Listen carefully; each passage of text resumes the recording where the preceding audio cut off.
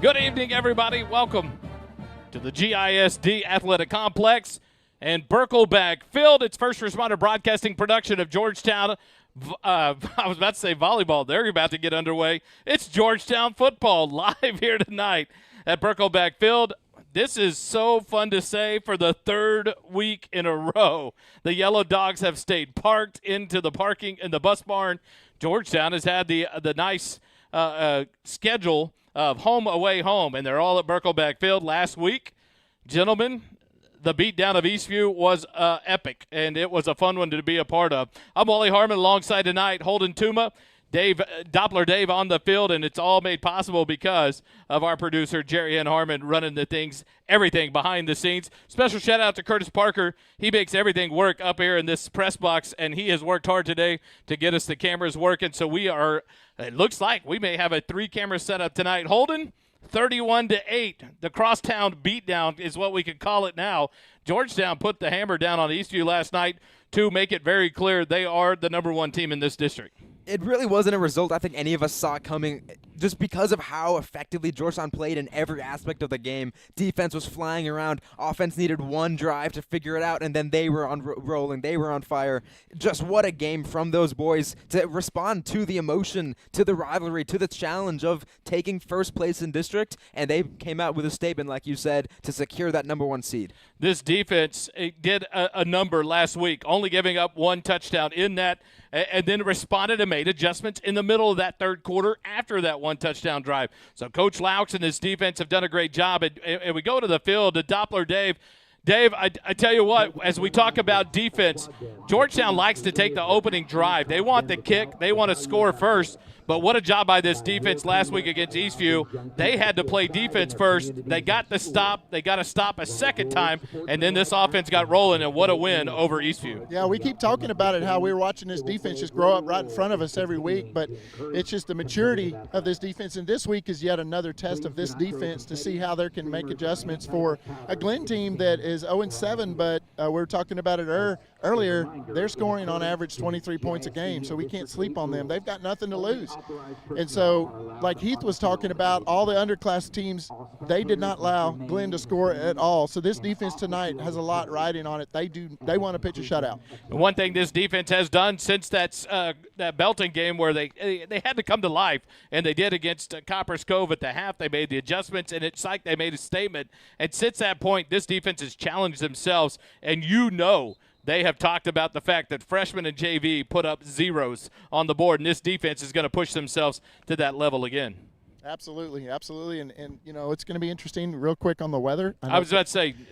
So, yeah, it's 85. It's fair. A little bit of cloudiness, and everybody's watching the storms. I think the storms are going to hold off to about 10:30. That's when we need to be getting out of here. So, thank goodness they bumped up the game till 6. But what you'll notice is there's a little bit of humidity, dew point 63 degrees, but the wind is something that might play a factor tonight. It's going to be blowing hard from right to left across your screens tonight.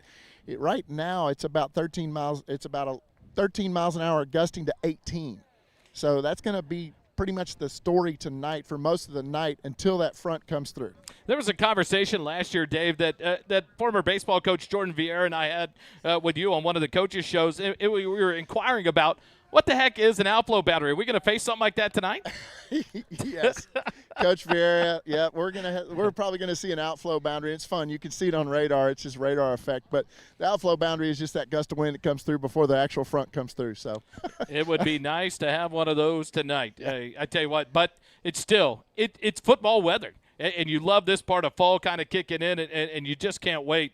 You know these players are enjoying it, that skin exposed instead of long sleeves. They still got the sleeveless shirts on. They want to get that wind going, the cool weather as they crack the pads tonight, and it should be a fun one. A lot to prove here. Like Coach said when we talked to him this week, he does a good job of talking about the fact that each week this team is challenging themselves for that next goal in mind. We'll take a quick time out. When we come back, we'll talk a couple of things. We'll look at the district standings, and then we'll hear that the interview with Coach Chuck Griffin that Kelly had earlier in the week. Actually, instead of a commercial, let's go to that interview. Kelly Duvall, who is out of town today, he's in California working this weekend, sat down with Coach Chuck Griffin and enjoyed the interview here that he had with Coach talking about the Eastview win this week against the Glenn Grizzlies. We welcome to Countdown to Kickoff head coach Chuck Griffin. Coach, thanks so much for joining us. Hey, thanks, Kelly. Glad to be here, man. Coach, big win last week over the rival Eastview Patriots. Give us your overall thoughts on the game last week. Man, just really proud of the way our kids played and prepared, and the way our coaching staff put a plan together. And we're worried. And Eastview's a good football team, probably the best defensive team we've played. And I have full intent that they'll end up taking second in our district. They're a good football team. And just proud of the way our guys went out there and performed and executed a game plan and did what they needed to do to take care of business. Defense was really able to limit their quarterback, who's a really big weapon for them. Yeah. Talk about that defensive performance against a pretty good Eastview offense. Yeah, I mean, they just did a great job. We changed a few things up from what we normally do to make sure we took care of the quarterback, and kind of thought, okay, they're not very strong here. They're really good at quarterback. Let's take away the quarterback and make them beat us another way. And taking that out of the game was really big. And like I said, it was different for our defense, and they executed a game plan really well that not typically what they do or what we do. And man, just went out and played lights out. Offensively, especially in the first half, really, really good offense that we saw, and in the fourth quarter, able to close that game out. Talk about Caleb's performance and Jet and Xavier and all those guys. Especially our offensive line, that was big. We knew that kind of the other part of our plan was we wanted to be able to run the football. Knew that they struggled to stop the run, and that if we ran the football, that kept their offense on the bench, if we could run the football successfully. And kudos to our wide receiver group, because they didn't complain or argue, and they didn't get much love. I mean, they didn't get many balls the other night, and we threw less than 30% of the time. And so that's not who we are. And typically we're about 50-50. So just, man, both of those groups, obviously Jet performed well, Caleb did, and Xavier did, and those guys performed well. But really just our offensive line taking care of business, running setting up the run for our football team, and then also just keeping us on the field. Man, just a great job by all those guys. It's got to be satisfying for you and the rest of the coaching staff to see the progress that O-line has made. I mean, they struggled in the first couple of games of the season, but they really seem to have put things together now, and they're doing a good job of opening up running lanes and protecting Caleb. Talk about their development to this point. Yeah, I mean, they've really been a strength of us kind of the whole season, not knock on wood. I don't think we've given up a sack yet. I guess technically one in one spot of the game, but one of the early games. But really, man, our offensive line hasn't given up a sack. They've been protecting the quarterback. We've been running the football well, and just, man, they've been a strength of our team and done a really good job all season. So just excited to see where they're going, how well they're performing. With a rivalry game like this, you always wonder how the focus is going to be. But, man, your guys were focused and sharp from the opening kickoff. Special teams contributed to this win as well. You got to be proud of those kids for being able to maintain that kind of focus in this rival. Yeah, especially during the week. When the game comes around and it was a packed house and it was really loud. And, one thing about being on the visitor side, the students are right on top of you on the visitor side. And so that was pretty awesome to see. And our kids love that. But the big challenge is staying focused during the week, making sure you don't get off on the homecoming dance that happened on Saturday night, or the rivalry stuff that's going on, and the social media buzz and all that, and just staying focused on what we need to do, and that's preparing to win. So that's a pretty special deal. You don't get to do that very often. And it's pretty special, and we're a part of a great community, and they support us very well, and we're very thankful and grateful for that, and try to put a good product out on the field so that we can go out and show them that we're good stewards of that support. Well, and it was a fun atmosphere. We didn't hear as much of it in the booth naturally, but with the crowd mic, but you could tell that place was rocking, and that's just got to be fun, isn't it? Yeah, it is. It's really exciting when you're in big games like that. So this week, the Glenn Grizzlies coming to town to take on our Eagles. What are you looking for out of Glenn this week?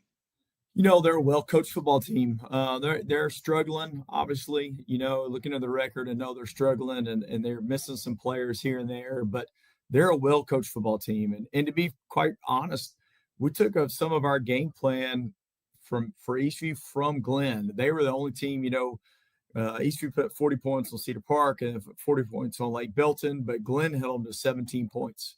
And so we went back and really studied that game about what Glenn was doing, and they run a different defense than us. So we had to kind of, transition it to what we do and that kind of stuff. But just looked at what they did and how did they stop Eastview and use that for some of our things and our planning. And so they're a well-coached football team.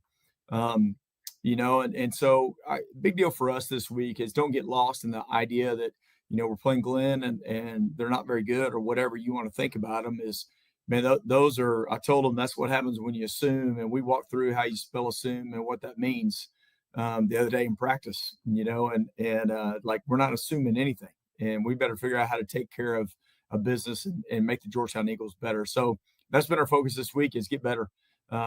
Every game from here on out would be the biggest game these kids have ever played. Every single game will be that way. We're going to be competing for district championship, going to be competing for playoff spots, going to be competing in the playoffs. So what does that look like and how do we do that? So that's been our focus this week. Really doesn't hurt that there's a sort of local college team that almost got bitten in that one Saturday. Yeah. So who were your standouts in the Eastview game?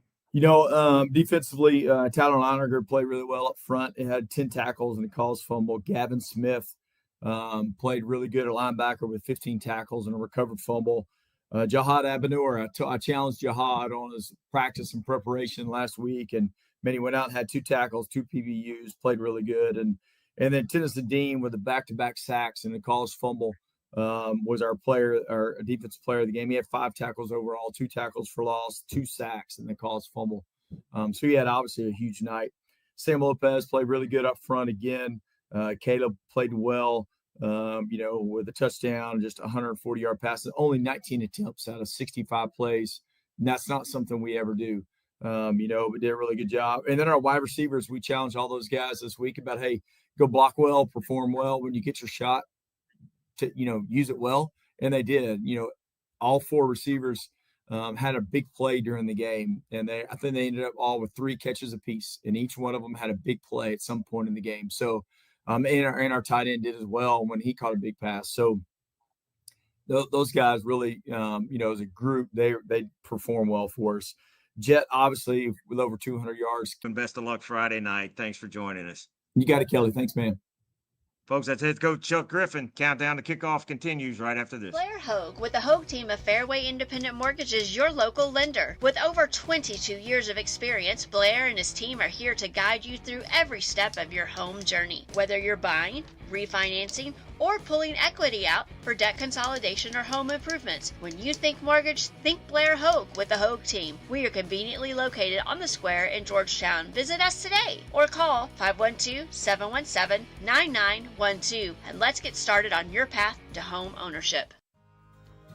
Holden's first half stats, the third quarter, and post-game wrap-up are brought to you by Graham & Sons Land and Cattle. Graham & Sons is a cow-calf operation here in Central Texas, growing calves, cotton, corn, and wheat for commercial customers.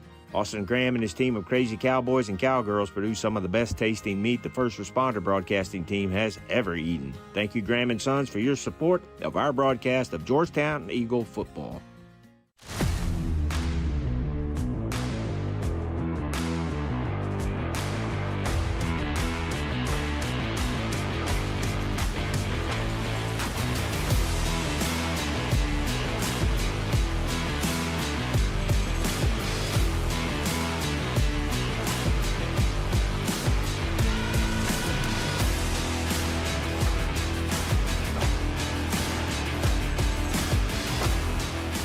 Back live here at Burkle Backfield, wandering around, just enjoying the sights and the sounds. A lot of people up in the press box tonight, a big night. It's homecoming here at Burkle Backfield for Georgetown High School. The band is performing right now their show, and I tell you what, it's an opportunity. Make sure we give a shout-out to the band. Let me go back and make sure I get the information right. They made it to the UIL area round of the marching contest. That will be on November the 1st. And let's see here. I took a picture of it. I want to make sure I get it right. November the 1st at the Field in Pflugerville. They will perform at 3:45 p.m.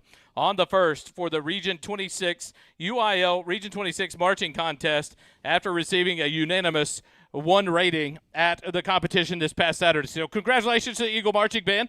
Eastview received the same unanimous 1 rating, so they will perform as well. We do not have their information as they are on the road tonight at Colleen Chaparral, but the Georgetown Eagle Band will perform at 3:45 on the 1st at the Field in Pflugerville. Coach talked about it. It was a big win given the situation with the Eastview and coming in. Both teams were undefeated. But I think Georgetown made that statement, Holden. They're ready to go to that next challenge. And this defense continues to get better and better, and at the right time of the year. It was really a culture win, and Coach talked about that as well at the coaches show. Just the winning culture of Georgetown just allowed themselves to steal mentally and stay emotionally grounded in such a big game, whereas Eastview really had not been in that position before. There was new experience to them being in such a monumental rivalry game with the first place in the district on the line, and they end up coming out flat like we talked about in the pregame of that game. There was always a risk of either side coming out with a little bit lack of execution, lack of energy. Eastview ended up just really falling flat the whole first half. They found that 1 drive in the third quarter, and then the Georgetown defense stamped them out, and the runaway 31-8 victory to take home first place in the district. Now with 3 games to go, and it all starts here with Glenn. Can they finish and secure the number 1 seed and the district title? Georgetown comes into the ball game, and we go to the standings in 5A, D1, Region 2, District 8. Georgetown sits at the top, 6-1 overall, 4-0 in district play. Georgetown comes in on the season averaging 38.3 points a game. The Grizzlies from Glenn, they come in averaging 23.1 points a game. Defensively, Georgetown allowing just 20.1 points per game. The Grizzlies allowing 39.6 points a game. In district, not much change there, except Georgetown has gotten better on both sides of the ball, Holden. From 38 to 45 points a game, from allowing 20.1 points a game down to 18.8. You'll love to see that in the intensity and the best part of your schedule, the run to the playoffs, you've gotten better on both sides of the ball. And I think that goes back to the Belton loss out of district. That was kind of the wake-up call that you might need for a young team like this was early in the season. A lot of comparisons to last year's team in their own heads, just trying to compare themselves to the players that had now graduated. And instead of trying to be the best players they could be, they were trying to be the best players that were on the team the year before. And I think that Belton game woke them up, gave the coaching staff a new angle to kind of mentally prepare this team going forward, and they've responded in a big way ever since that loss. Georgetown in the driver's seat in District 8. The big thing is a win by Georgetown tonight will solidify them at least a spot in the playoffs with no losses and only 2 games remaining, knowing that you have 3 other teams with just 1 loss. Leander there with 2 losses. Leander 1 more loss. They'll kind of knock themselves down into a struggle. But right now, Eastview, Lake Belton, and Cedar Park all at 3-1, but that can change tonight as Lake Belton plays Cedar Park tonight in Cedar. Let's see where they are at tonight. Gupton. They are at Cedar Park at Gupton Stadium. And so, Dave, you talk about it. Things can really happen this next 3 weeks. Georgetown has 3 formidable opponents. You could sit here and say that Glenn is not a good team. They're 0-7. The problem is Glenn has a lot of different talents. They have a quarterback that can throw the ball. They've got this running back in Keaton Gordon who can make things happen. But then you got to go on the road to Lake Belton, and then you have to play Cedar Park to end the season here at Birkelbeck. Things can happen in this district in the next 3 weeks. Yeah, I've been talking to y'all about this earlier today. I just feel like this is a trap game, and that's just my personal opinion. Everybody's got them. But they're 0-7. They've got nothing to lose. And watching them warm up on the sideline, number 12, Carter, he's very accurate, very good pocket passer. He doesn't move around a whole lot like you said. But if you see number 9, big number 9, he's a linebacker, and he's also their backup quarterback. He was in there throwing dimes as well.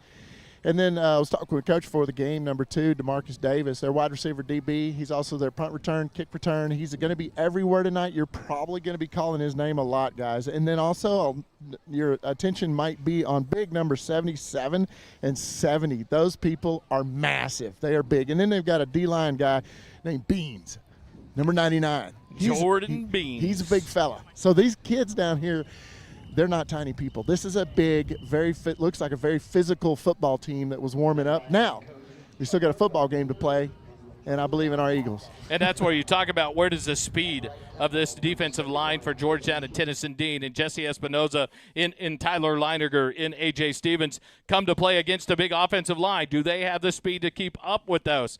But it's an opportunity for this offensive line to go and cement another good game, that they are a big piece to this offense and making things happen. We'll get ready and go to the starters for tonight's ball game for the Georgetown Eagles. On offense, at right tackle, number 71, Caden Scherer. At guard, right guard, number 77, it's A.J. Big Tasty Gonzalez. At center, number 76, Ryan Mishcott.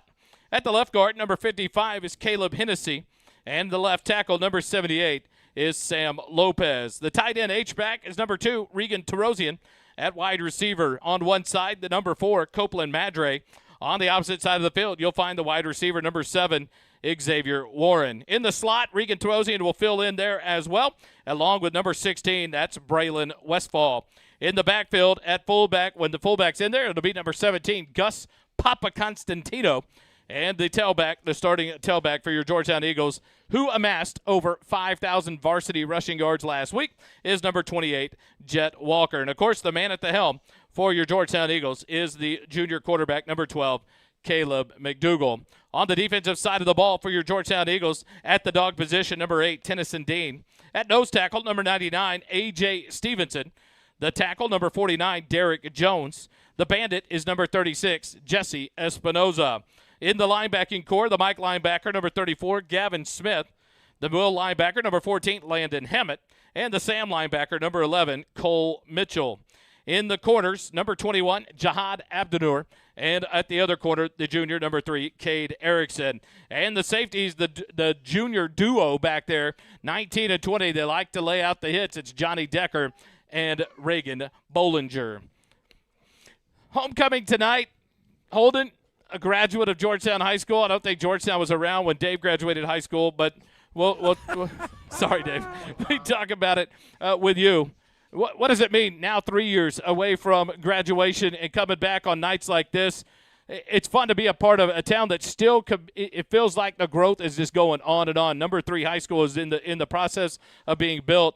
But it still gets that small-town feel here around Georgetown football. We saw it last week as the visitor team with a full visitor section taking on Eastview. It's really what makes Georgetown so unique in the state of Texas and in Centex particularly. With how, like you mentioned, it's growing so quickly and so much development happening all over the place. But the identity really hasn't been lost of this football team and of the community of Georgetown in general. They still have things like the square they can go celebrate. It's something that's unique to this area. And then with the school and the culture around this school, homecoming is such a massive deal. There's such a massive student body that loves to go out here. Even if they got a date, if they don't have a date, they come out here to support their football team. So I expect a massive student body here tonight. There's a huge group of people that are by the stands right now who are still coming in. It should be an electric crowd tonight as well, just like we saw last week in the big rivalry against Eastview.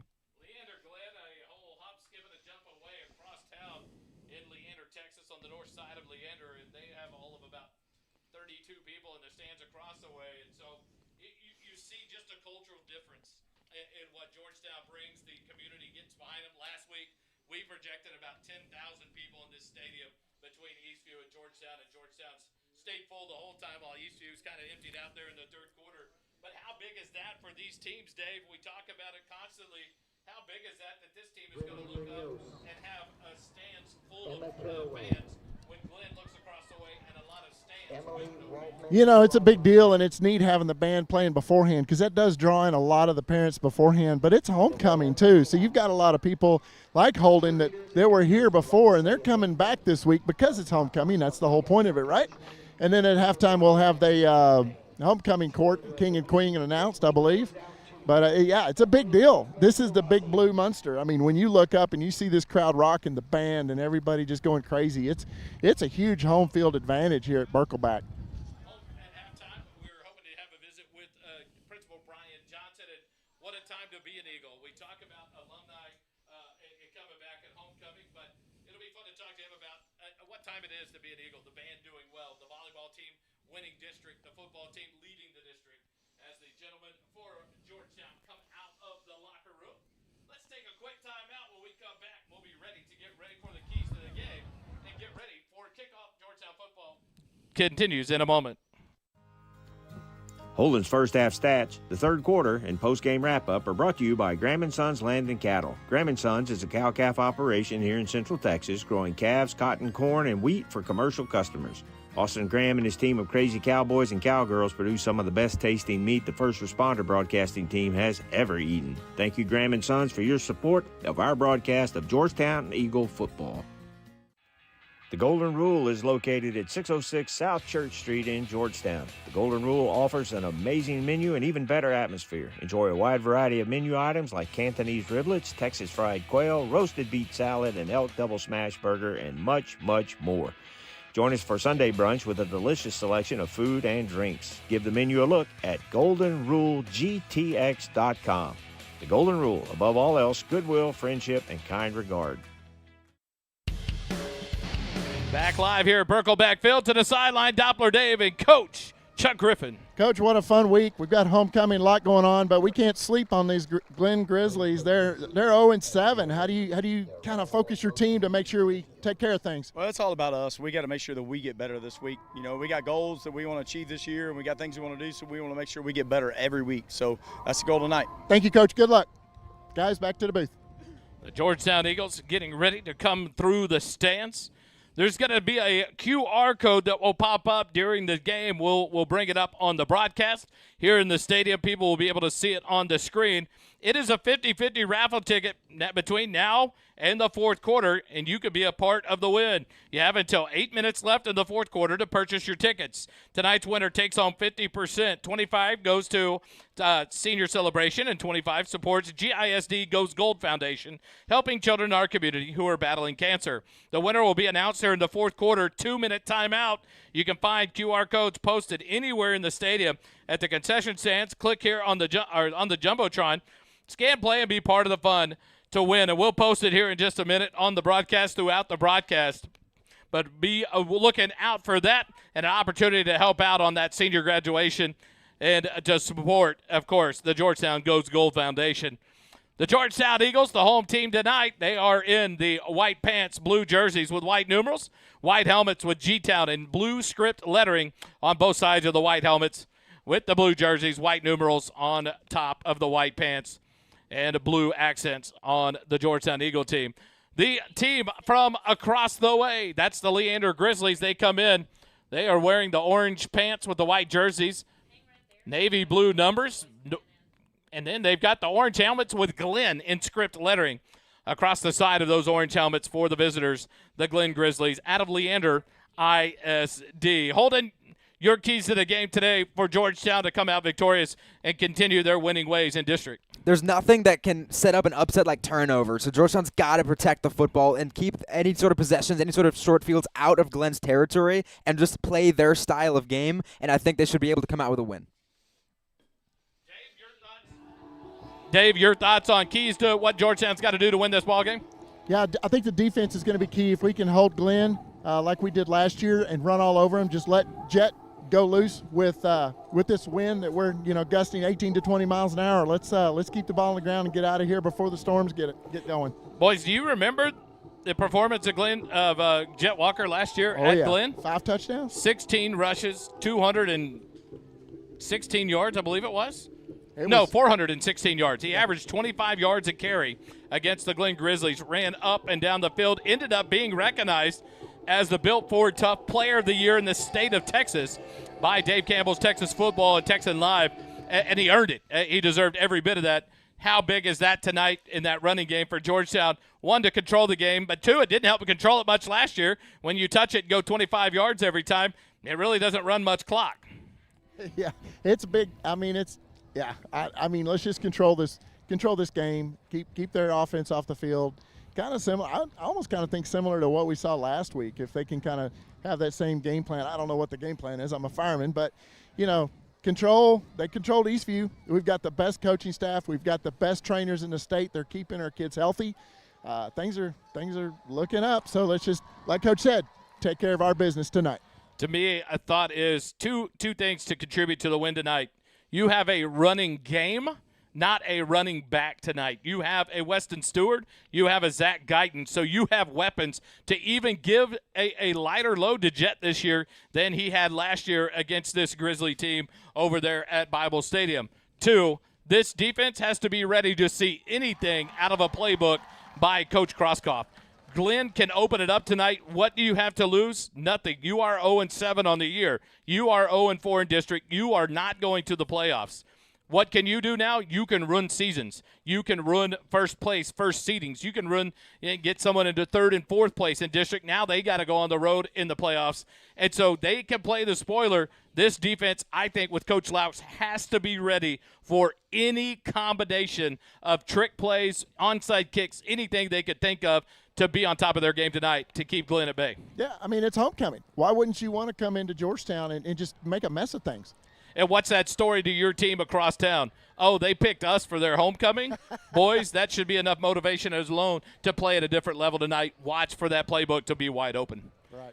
The Georgetown Eagles getting ready to line up. There's a lot of kiddos down there going to come through the tunnel with the players. It looks like the choir will sing the national anthem tonight.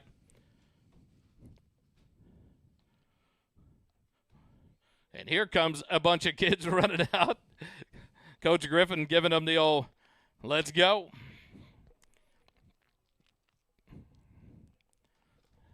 And this is exactly what I was talking about. The Georgetown community, I mean, football at every level is such a big deal in Texas, but Georgetown football, it's just a little bit different in the Centex area. Dave, it's funny to think just 3 years ago when he started with his internship with us, Holden was doing the same thing, running out before the game with these little kids. I love the little blonde kid. They give him like a 15-second head start. All right, take off running. Everybody else takes off running. This is fun. All the youngsters involved. So it's nothing better than getting to run across Berkelback in front of the fans, you know.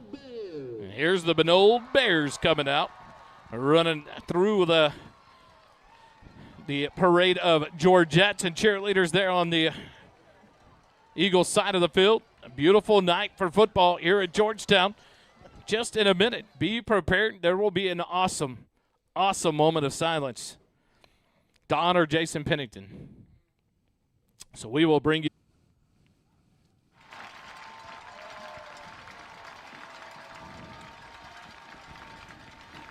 The band is still making their way up into the stands after their pregame performance, so we're not hearing the fight song just yet, but they'll get going.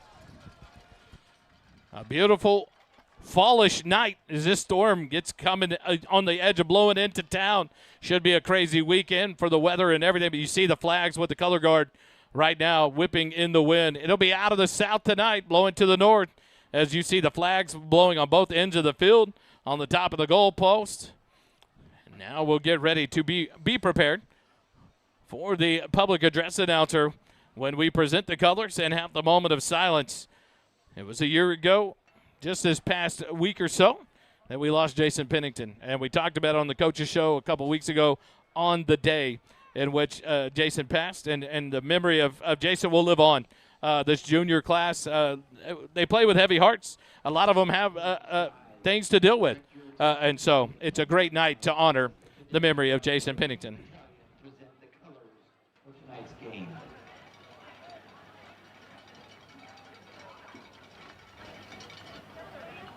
Ladies and gentlemen, your Georgetown Eagles would like to take a moment to honor Jason Pennington, one of our own this evening.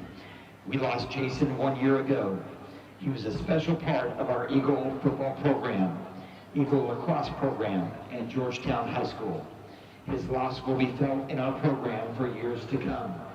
He was a dedicated teammate and a hard worker. He loved being around his teammates, his friends, and he loved the weight room. Jason lived his life in a special way. He exemplified what we call GT DNA. And we are thankful that we are able to share it. Please honor Jason by standing, removing your hats, and giving him a moment of silence.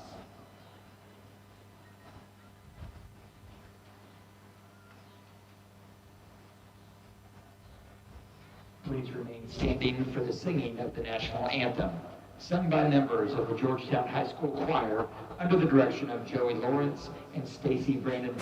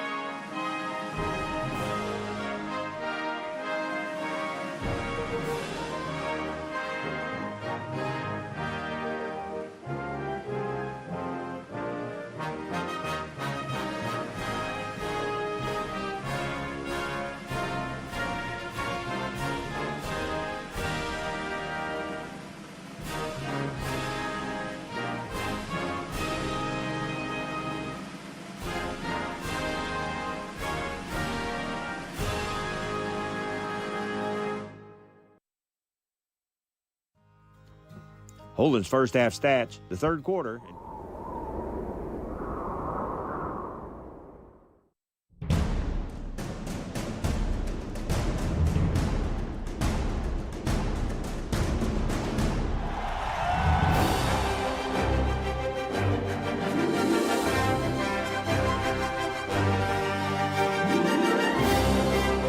The Golden Rule is located at 606 South Church Street in Georgetown. The Golden Rule offers an amazing menu and even better atmosphere. Enjoy a wide variety of menu items like Cantonese riblets, Texas fried quail, roasted beet salad, and elk double smash burger, and much, much more.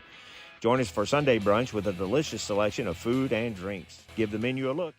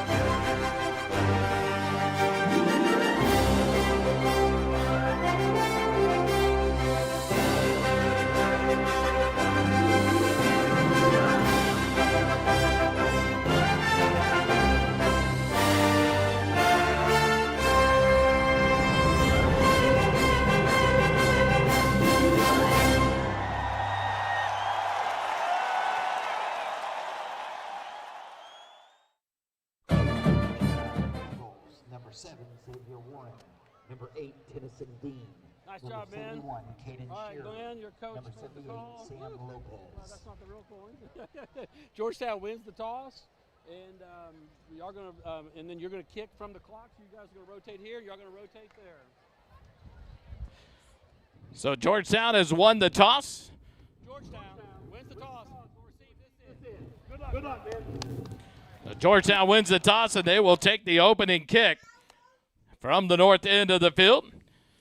Tennyson Dean, Caden Scherer, Sam Lopez, and Xavier Warren, the captains for your Georgetown Eagles.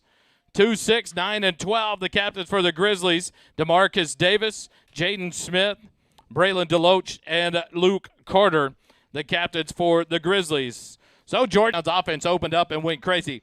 Can the offense answer here, come out, and make things happen early for the Georgetown Eagles? And it's going to be a really interesting thing to watch how Glenn responds in this football game to whatever Georgetown does. If they get a 3-and-out defensively, or if Georgetown's able to march down the field and score, how is Glenn going to be able to respond to that, knowing their record, the struggle they've had this season? Are they going to be able to stay in this game, or are they going to let the past weeks and how this year has gone kind of defeat them again? The ball is teed up by the Grizzlies, number 0, James Gray, a senior linebacker, and not the kicker listed on the 2-deep roster is Israel Alvarez. So it'll be James Gray to kick it away for the Glenn Grizzlies.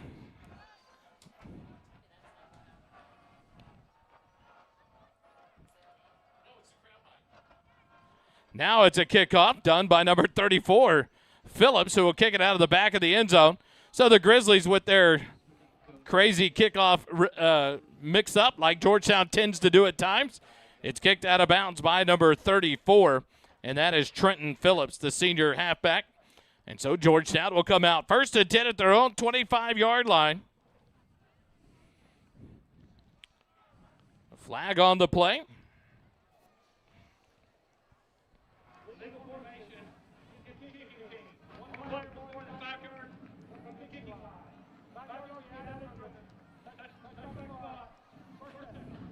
So an illegal formation with one of the players more than 5 yards away from the kickoff line. So it'll be a 5-yard penalty, and Georgetown will start off first and 10 from their own 30-yard line. Far side hash mark, and here they come out. Caleb McDougall will be at the helm. He'll have 4 receivers right, as Jet Walker's lined up on the inside slot. Xavier Warren, the lone receiver left for Georgetown. Empty backfield for McDougall. Snap back, McDougall looks left, out in the flat, caught by Warren, hit immediately and taken down. Not a very kind spot. They mark him at the 33. He caught the ball at the 34, but driven back immediately, a gain of 3. So it brings up 2nd and 7. We've lost the crowd, Mike. So we'll have to make sure the press box knows that. The crowd mic is – oh, he's working on it. There we go, putting in a new battery. So no wonder the press box – Curtis is making it happen. 2nd and 7 for the Eagles. 2 receivers right, 1 left. Walker to the left of McDougal. Now Walker in motion. He'll get the handoff left side. Nope, pass. And it's a catch by Xavier Warren. That's enough for a borrow from Morrow first down up to the 45-yard line.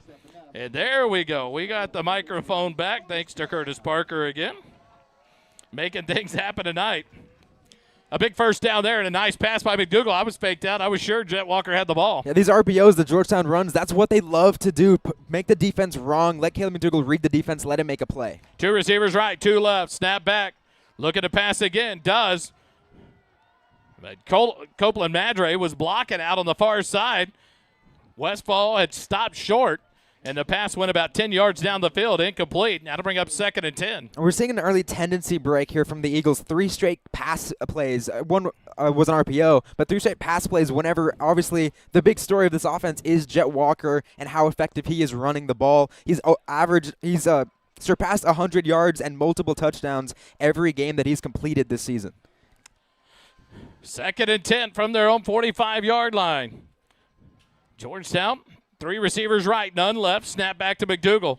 Fakes the handoff. Pass out in the flat, and it's incomplete.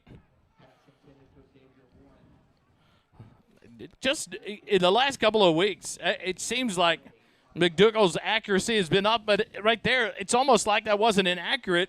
It's like there is no rhyme or reason to the receivers and the patterns run. I will say the wind is gusting pretty good down here, fellas. That could also be a factor. I think miscommunication has been an issue, like on the last play with Madre just blocking whenever McDougal's trying to throw him the football. Right there, another pass that looked in between a bunch of guys. So obviously we don't know the play call or the route, so not sure what exactly happened. But now 2 incompletions make it 3rd and 10. McDougal in the backfield. 2 receivers right, 1 left. Snap back. On 3rd and 10, looking long. Now Madre a comeback, and it's almost picked off by the Grizzlies. It's underthrown. Number 2, DeMarcus Davis on the defense. And that'll bring up 4th and 10. So the Eagles in a different pattern here. No runs. And they end up going to be punting it away here. Into the wind. And that did look like a throw that the wind might have affected because of how slowly it came out of McDougal's arm. That allowed the DB to go make a play, break it up. Number 2, DeMarcus Davis, one of the guys that Coach Griff highlighted. Back deep is Braylon Westfall to punt it away for the Eagles. Snap back, he has it. He'll get the punt away. High spiraling punt. It'll bounce inside the 20. Take a Georgetown roll down to about the 15 before it curls back. And it'll come to rest right on the 15-yard line. And with 10:25 left here in the first quarter, Georgetown will be on defense for the first time in the ball game. Nice punt there by Westfall. And that'll bring up the 1st and 10 for the Grizzlies at their own 15-yard line. So the offense stalls out there, Dave. And so it'll be interesting to see how they react. But right there, last game, the run was the dominant factor against Glenn in the first drive. We don't run the ball one time. Yeah, I'd be curious with Glenn having the wind at their back if they try and air it out and try and show Georgetown that they can pass too. Carter in the backfield. Gordon to his left. Snap back. Hand it to Gordon right up the middle. And he'll be taken down at about the 20. They're going to mark him at the 21-yard line. That'll be a gain of 6. Bring up 2nd and 4 for the Grizzlies. So that's why it's first responder broadcasting, because we're first responders, we're not coaches. They're doing the opposite of what we think they might do. Gain of 6 on the play. Grizzlies look towards the far sideline. Gordon will be in the backfield to the left of Carter. 2 receivers left, 1 right. Far side hash mark on 2nd and 4. 9:55 remaining. The clock continues to run. Hand it to Gordon. Right side. Dances to a hole, and he's off to the races. There goes Keaton Gordon. Johnny Decker is going to be able to run him down and push him out of bounds, but well into Georgetown territory at the 32-yard line. We don't run it, and we punt. They've run it twice, and they're in our territory on a big first down at the 32-yard line of Georgetown behind 2 big runs by the senior, Keaton Gordon. And it was a name that you highlighted in the pregame. Keaton Gordon's going to be this guy, the guy the Glenn offense runs through. He is their playmaker. You see it right there, electric, the ball in his hands. He sees a hole. Good job of that offensive line creating that gap, and he darts through it, big-time gain.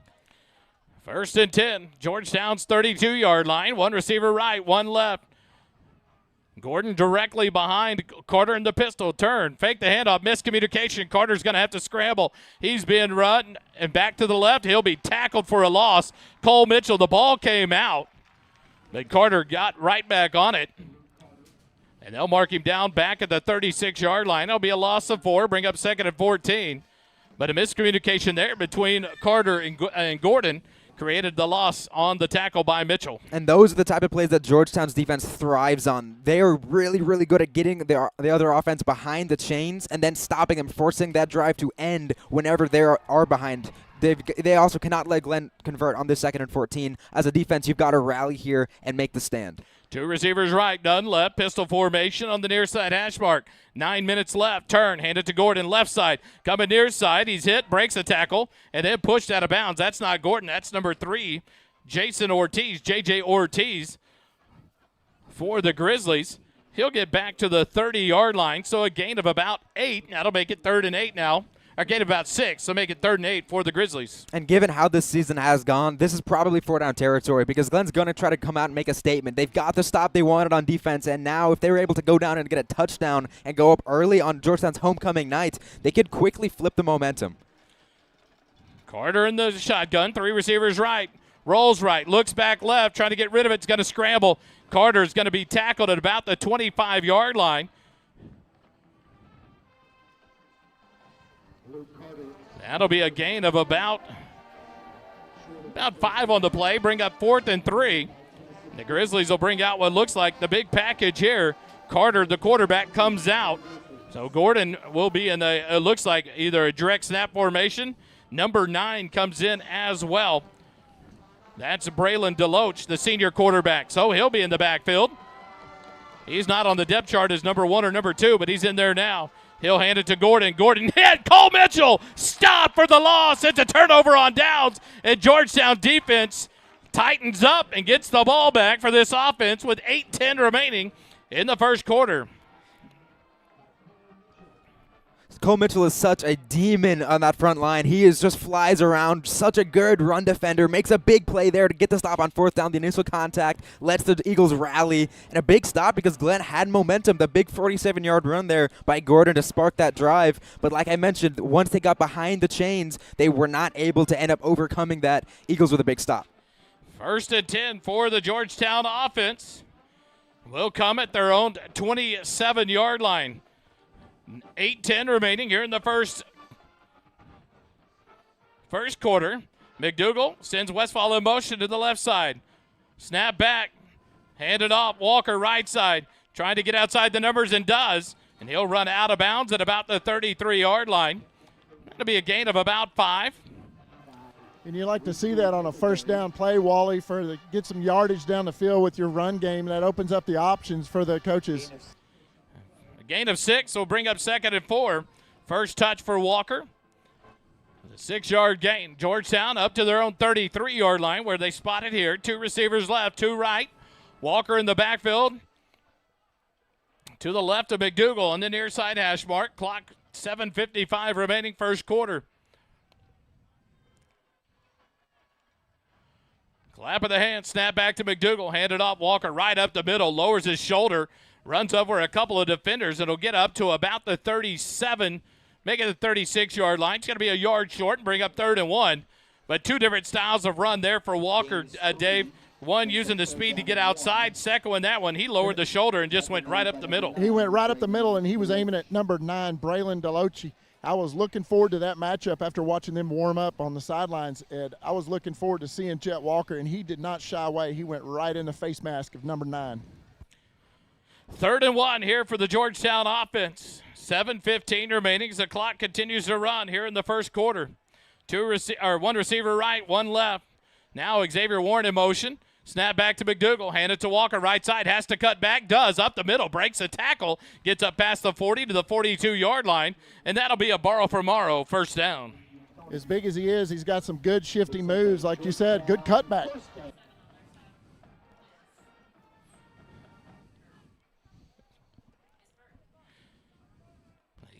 Grizzlies. Davion Toney, one of the linebackers, comes out. Or no, he stays on the field, but he's trying to stretch it out like he's hurt there. So we'll watch that. One of the starting linebackers, a senior for the Grizzlies. 1st and 10 for the Eagles from the 42. 6:54 remaining. Hand it to Weston Stewart. Comes right side. Makes a cutback all the way to midfield and carries a tackler with him. What a job there by Weston Stewart. Michael Okolo, the junior defensive lineman, took a piggyback ride for another Borrow for Morrow first down. What a run by the junior Weston Stewart. And a big block out there by Zach Guyton, too, to seal the edge and give him that cutback lane that he was able to exploit to pick up that first down. Like you mentioned, we've seen all the running backs now. Weston Stewart, the carry, Guyton with that block. Obviously, Jet got the 2 carries so far this drive. Like you mentioned earlier, we have a running back room here, not just a running back. Corbin Carroll, Braylon Westfall, the receivers wide left. Copeland Madre wide right. Zach Guyton in the backfield to the left of McDougal on 1st and 10. 6:24 remaining. The clock runs. Now Guyton in motion. Get the fake handoff. Kick it out. Madre on the right side. Breaks the tackle and continues to run before being tackled by number 11, Michael Merrick. A great job there to walk the sideline by Copeland Madre. Another Borrow for Morrow first down. And that play's set up because McDougal makes the decision so quickly. It's a speed out, so you don't have a lot of time to read the defense. He reads it pre-snap, knows he's got the look he wants, and just rips it on the sideline, gets the ball in the hands of a playmaker, and he goes and makes a play for a first down. Westfall will be the lone receiver right. Madre and Corbin Carroll split wide left. Guyton in the backfield with McDougal. 5:50 remaining. The clock runs here in the first quarter. Westfall in motion. Snap back to McDougal. Handed to Guyton right side. Tries to get outside. Has his leg cut out from under him. Nice tackle made there by the Grizzlies. Number 11, Michael Merrick. Another big tackle there. That one's for about a 2-yard loss back to the 34-yard line. That'll bring up 2nd and 12 for the Eagles. Same thing for Georgetown. They got the Grizzlies behind the chains. Now the Grizzlies have the Eagles behind the chains, and this has got to be where they make their stand. They've got them behind the sticks, out of rhythm. They've got to stop the drive right here and not let Georgetown continue to roll over them. 3 receivers wide left, no receivers right. Zach Guyton in the backfield to the right of McDougal. The clock ticking near 5 minutes remaining in the first quarter. Now Walker joins him in the backfield to the left of McDougal. Clap of the hands, handed to Walker, left side, comes right. Breaks a tackle, but then gets taken down. A nice tackle there by number 6, Jaden Smith. No gain on the play. Brings up 3rd and 12. So exactly what you're talking about, Holden. Getting them off rhythm behind the chains.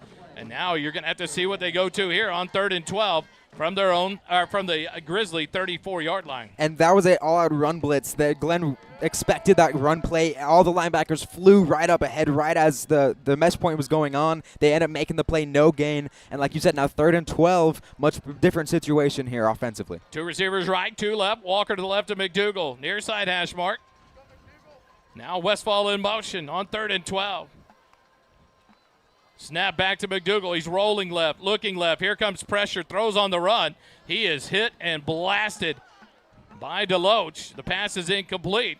That'll bring up 4th and 12 for the Eagles from the 34-yard line. This is an interesting spot of the field because it's too far for a field goal, but you really don't want to punt from here. So you might see them go for this. Yeah, I believe so. You see Gus and number 2 coming in. This is their big package. McDougal has also done some of the pooch punting inside their own 50, and he'll back up in the shotgun. Near side hash mark as the clock is stopped at 4:08 remaining. Snap back to McDougal's low. It skips to him, and he'll punt it, but it's a low-line driver, and it'll easily bounce into the end zone for the touchback. So the Grizzlies will take over with 4:01 remaining. Well, thought it was. Now it's 3:59. The clock continued to run. But 4 minutes remaining here in the first quarter. Georgetown offense stalls out after a loss on first down. They get behind the chains, and it's a big one, Holden. Not doing anything once you get off of that set run of that plays all of a sudden behind the chains, and it's cost both teams here early. And it's credit to the Glenn's defense. They've came out here with a game plan. Now stopped Georgetown 2 times in a row in this opening quarter. We haven't seen that so much this season. Usually Georgetown's offense gets in a rhythm early. Right now they're kind of out of sync. Carter back in the backfield, fakes the handoff, pass across the middle, and the catch made by DeMarcus Davis, the senior wide receiver, just past the outstretched hand of Cole Mitchell. And that's enough for a Grizzly first down, up past the 30 to the 31-yard line. And right now, Glenn's offense has looked the more efficient one there. That was another NRPO from them. A good read, accurate enough throw. Cole Mitchell had a chance to make a play on that, but you just get the hands in the ball. Get the ball in the hands of your playmaker, DeMarcus Davis. He was a guy who played 2 years ago against us, had 7 carries, 146, 2 scores. He's dynamic with the ball. 2 receivers right, 1 left. Middle of the field at the 31 on 1st and 10. Snap back, hand it to Gordon, coming left, hit and stacked up. Jesse Espinoza made first contact on the D-line. Good tackle there by Jesse Espinoza. A.J. Stevenson joined him along with Tyler Leiniger. And that's a no gain. They'll give him the line of scrimmage, so it'll be 2nd and 10 from the 31. Nice play there by Jesse Espinoza. Yeah, big win for that run defense, because right now Glenn has had their most success running the football. They had the little chunk pass play just before, but if they're able to stop their run going forward, they had the big breakaway. If they're able to stop that from happening, you're making Glenn one-dimensional. That's really hard for an offense. Ortiz in the backfield to the right of Carter. Carter pass out right flat, and the receiver trying to see who made it. DeMarcus Davis made the catch, and he got down quickly to avoid the smashing hit of Cole Mitchell. But a gain of about 4 will bring up 3rd and 6 for the Grizzlies. Yeah, when you're that outside receiver and you get the slant call, you know in the back of your head, if I catch this football, there's a pretty good chance I just got to lay down, because that Mike linebacker is going to be flying towards you. You saw it right there, Cole Mitchell inches away from just decking him. 3rd and 6 for the Grizzlies. 2:15 remaining in the quarter. Carter looks left. Has to scramble, being pressured. Now back to his right side, being closed in on. The ball's out! Fumble! The Eagles have it. A.J. Stevenson with the recovery. He runs it out of bounds at about the 26-yard line. The Georgetown defense does it again. It was Tennyson Dean once again, a big-time hit, knocks the football out, and the first turnover goes the way of the Eagles, gives them a short field at the 26. Speaking of 26, that was Tyler Leiniger on the recovery, and he got run out of bounds. Georgetown has it, 1st and 10. The Grizzly 26, 2:02 remaining in the quarter. And, Dave, it looks like that intensity is defense. How do we get it back to the offense? I'm so proud of our defense right now. They're really flying all over the field and doing great things and getting the ball back to our offense to give them time to figure out how to get past this Glenn defense. Georgetown sends out the offense, 1st and 10 at the Glenn 26-yard line. 2:02 remaining in the first quarter. Scoreless ball game. Xavier Warren empties out. Hand it to Walker right up the middle. Makes a man miss and then skips the outside, taken down after a gain of about 6. Up to the 21-yard line. That'll be a gain of 5, and it'll be up 2nd and 5 for the Eagles. And DeMarcus Davis had a touchdown-saving tackle there on the boundary, because if he's able to bounce that fully outside, he's got all green grass in front of him to the end zone. And this is a drive that Glenn really needs to have a defensive stop once again, even if it is just a field goal, because when you start letting Georgetown click and start letting them get points on the board, short field or not, they find themselves in that rhythm. They become oiled up, and they're going to score continuously. 2 receivers right, 1 left. Snap back to McDougal. Fake the handoff, pass, hits Braden Bratton on an inside post, and the catch made for the touchdown. Braden Bratton, his first catch of the ball game, a big one. That's maybe the first completion, second completion of the ball game for the Eagles, and it results in a Georgetown touchdown. McDougal to Bratton on the slant. It was a great route by Braden Bratton. He broke free of his receiver and hauls it in. Oak Ridge Disciple House extra point attempt. In 2-point formation right now for the Eagles. And now they'll change it up, but it looks like the Grizzlies are going to take a timeout, and we'll take one with them. 1 minute, 20 seconds remaining here in the first quarter. Georgetown leads it 6-0. Eagle football continues in a moment. Every first quarter this season is brought to you by Nathaniel Funk, your Leander, Georgetown, Edward Jones financial advisor at 1640 Highland Falls Drive, Suite 801, Leander, Texas 78641. Learn how he can help you with your financial goals. Visit edwardjones.com/Nathaniel Funk for more.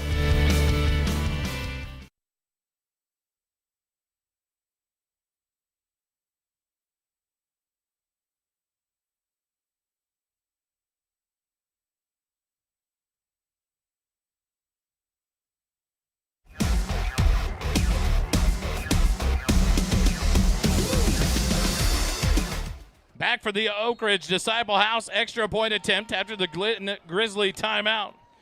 Galaviz boots it through the uprights, and the Eagles lead it 7-0 over the Glenn Grizzlies. Quick timeout. Eagle football continues in a moment. Instant replays are brought to you by J. Byron Custom Homes. J. Byron Custom Homes is an established home builder that is expanding into more areas of Central Texas, including Georgetown, Cedar Park, Leander, Marble Falls, and more. Whether it's a new custom home or a remodel of an existing home, J. Byron can meet and exceed your expectations. With over 50 years of building experience, J. Byron Homes will work hard to see that you have the house you want to call home. J. Byron Custom Homes, exceptional craftsmanship with a personal touch. For more information, visit our website at jbyronhomes.com.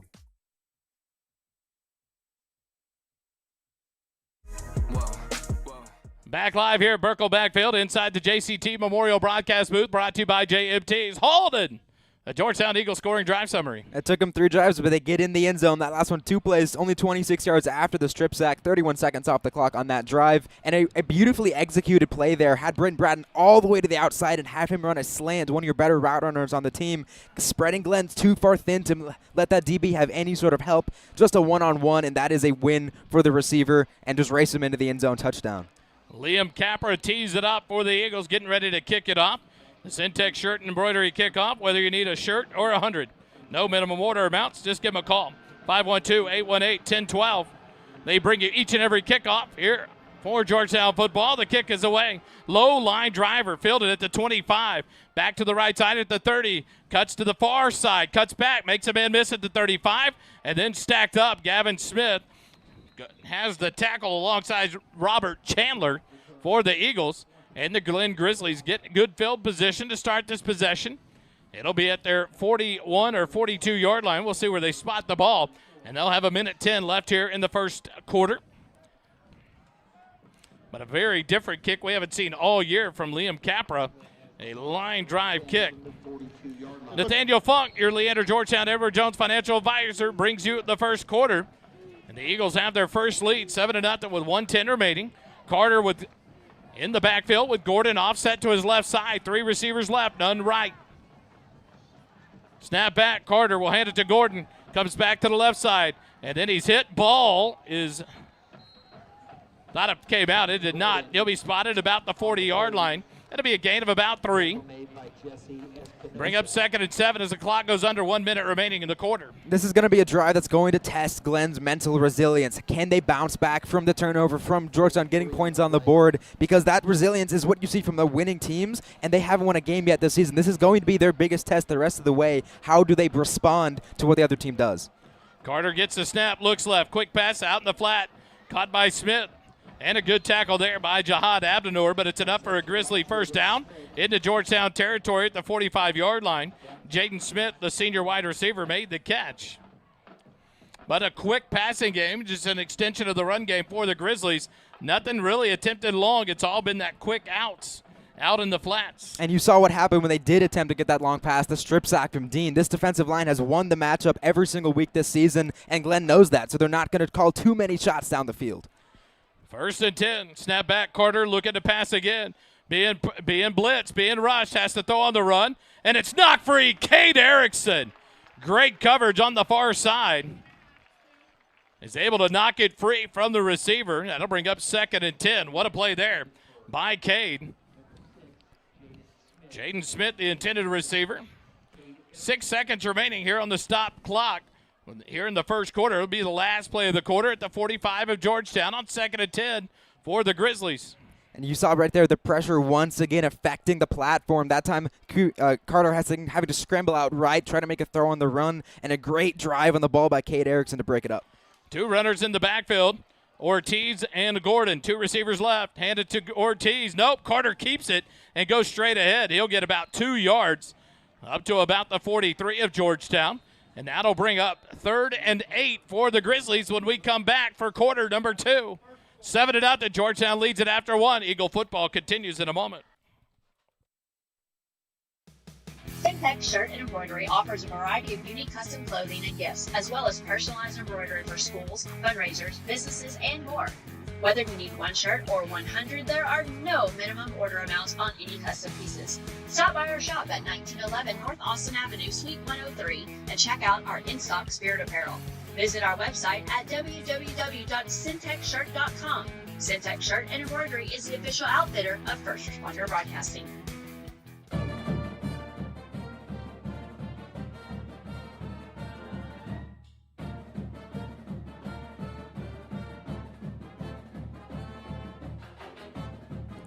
Back inside the JCT Memorial Broadcast booth, brought to you by JMTs.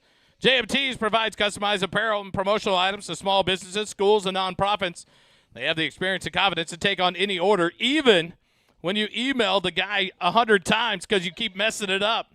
I know from experience. I've done it a lot this last 2 weeks. But give them a shout, jmts.com. 2 receivers left, 1 right. Carter looking to pass. On the run, has to be pressured, runs, and pushed out of bounds. Good coverage there by Quentin Rock. Will push Carter out of bounds at the 40.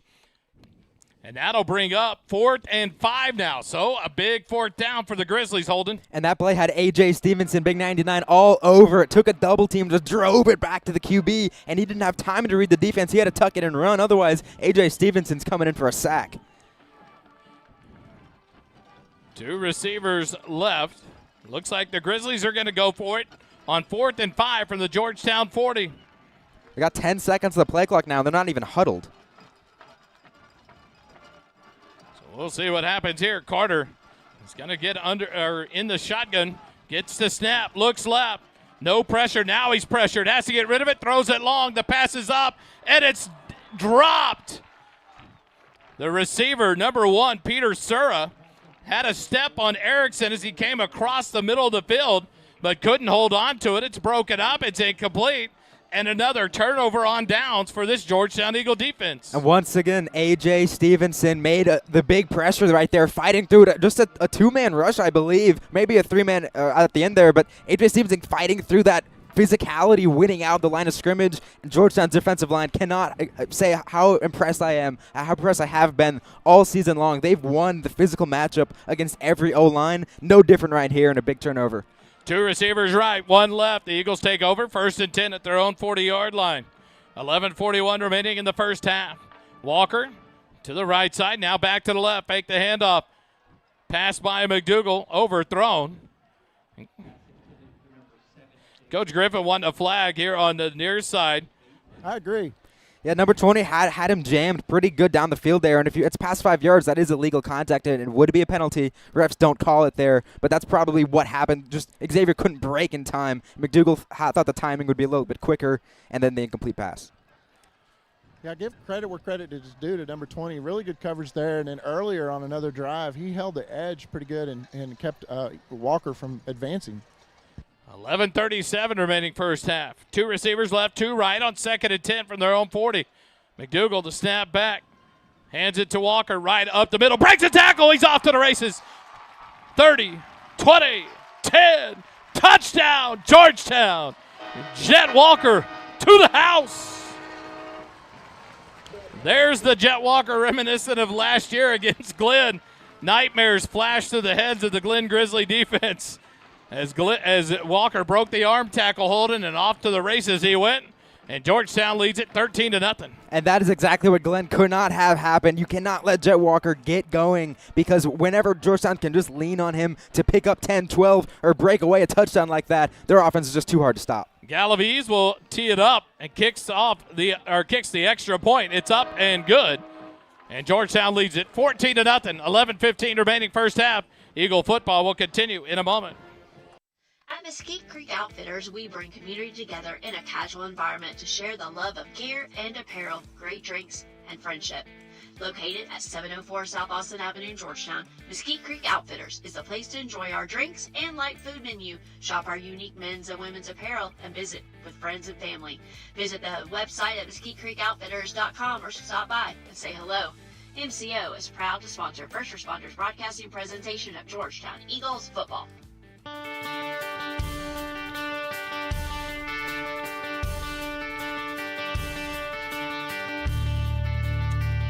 Back inside the JCT Memorial Broadcast booth at Burkle backfield for another Holden.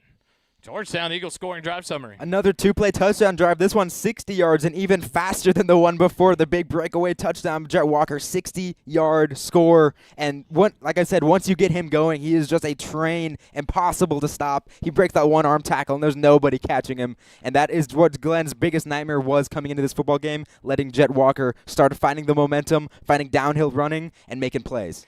Blair on the far side, back to receive. Ortiz on the near side. Liam Capra tees it up. This one a little bit higher, right down the middle of the field. Bounces at the 5, and it'll be fielded in the end zone. Coming out to the 5, 10. Brings up middle of the field. 15 hit and dropped. What a tackle there. Is that Robert Chandler again? It is. What an arm on that field judge to throw that about 35-yard flag. Flag on the field at about the 20-yard line. Robert Chandler in on both of the kickoff tackles. Good coverage there by the sophomore. We'll go to the umpire, the referee. Blocking the back, number 48, receiving team. Penalty assessed from the end of the run, half an inch to the goal. First down. So a costly penalty there for the Grizzlies. You talk about questionable decisions at times, and you see it out of teams that are struggling in their year. Number 8, Evan Blair decides to bring it out 3 yards deep in the end zone. Take it and kneel it. You're at the 25. Now with the block in the back, you were tackled at the 15, 16-yard line. And now the Grizzlies start inside their own 10 at the 8-yard line.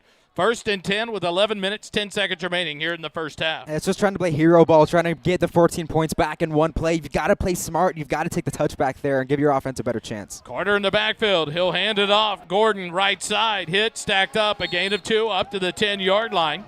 A.J. Stevenson along with Espinoza and number 29, Easton Smith. 2-yard gain brings up 2nd and 8. Just great penetration that time to get through the line. I mean, Stevenson was behind the offensive line when that runner just got the ball. We've called his name a lot right now. A.J. Stevenson making a big first half so far. And like you mentioned, Dave, I think every single defensive lineman won on that rush attempt and to get in the backfield. 2 receivers left, 1 right. Gordon doesn't get the handoff. Carter throws out in the flat. Catch made. Enough for a first down outside the 20 to the 21. Catch made by, I believe, number 6, Jaden Smith. I can't tell on that far side. Number 16, Michael Lord, the sophomore. Gets credit for the catch and a Grizzly first down at their own 21-yard line. 10:33 remaining here in the second quarter. 2 receivers right, 1 left. Gordon to the left of Carter. Handed off, coming right. Breaking a tackle up past the 25, running hard. And that's going to be J.J. Ortiz on the run, not Gordon. A nice run there by J.J. Ortiz. A gain of 7. Bring up 2nd and 3 now for the, or 2nd and 2 for the Grizzlies. An 8-yard gain up to the 29-yard line. And I've really been impressed with their energy and their fortitude so far. This has not seemed like an 0-7 football team. They're playing with all their energy, with everything still on the line. They're wanting to win this football game. 2 receivers left. Ortiz to the left of Carter. Handed to Ortiz, coming right side. And he'll move the sticks up to about the 34-yard line of Glenn. A big run there again by J.J. Ortiz. And the Grizzlies another first down. So they've gotten out of the shadow of their own goalpost from the start of this drive at the 8-yard line up to the 34. 9:40 remaining here in the second quarter. Glenn has been able to move the ball pretty effectively. All their drives have stopped in Georgetown's territory, but that's the issue. Can they sustain a drive all the way down the field? This would be a 92-yard touchdown drive if they're able to punch it in. Can they pull it off? 2 receivers left, 2 running backs in the backfield. Fake, handed off to Gordon. He's hit and dropped in the backfield. He was wrapped up back to the 32. Just a loss of 2. And Wally, you know, the more time they let run off the clock, they need to score. They're down. You know, they're going to need to put some points on the board, so they're going to have to start passing at some point. But with running like this, it's going to burn more clock. Keaton Gordon, the running back, down on the field on his back. So we'll take a quick timeout. Come back. Eagle football continues in a moment. Struggling with addiction or know someone who is? There's light at the end of the tunnel, and it shines bright at the Oak Ridge Disciple House. As a 501c3 Christian ministry, they are dedicated to helping men aged 18 and older rebuild their lives free from the chains of drug and alcohol addiction. Be reminded, there's always hope, always a new beginning. Discover your fresh start with the Oak Ridge Disciple House. Proud supporters of Georgetown Eagle football, because just like the Eagles, the fight at Oak Ridge never dies. Find out more at oakridgedisciplehouse.com. Back at Burkle backfield, we go to action. Gordon limps off under his own power, but now 2nd and 12 for the Grizzlies from their 32. 3 receivers offset to the left, empty backfield. Deloach, he has it. He's going to run a little pop pass, and it's overthrown over number 25, Gabriel Steffens, the H-back.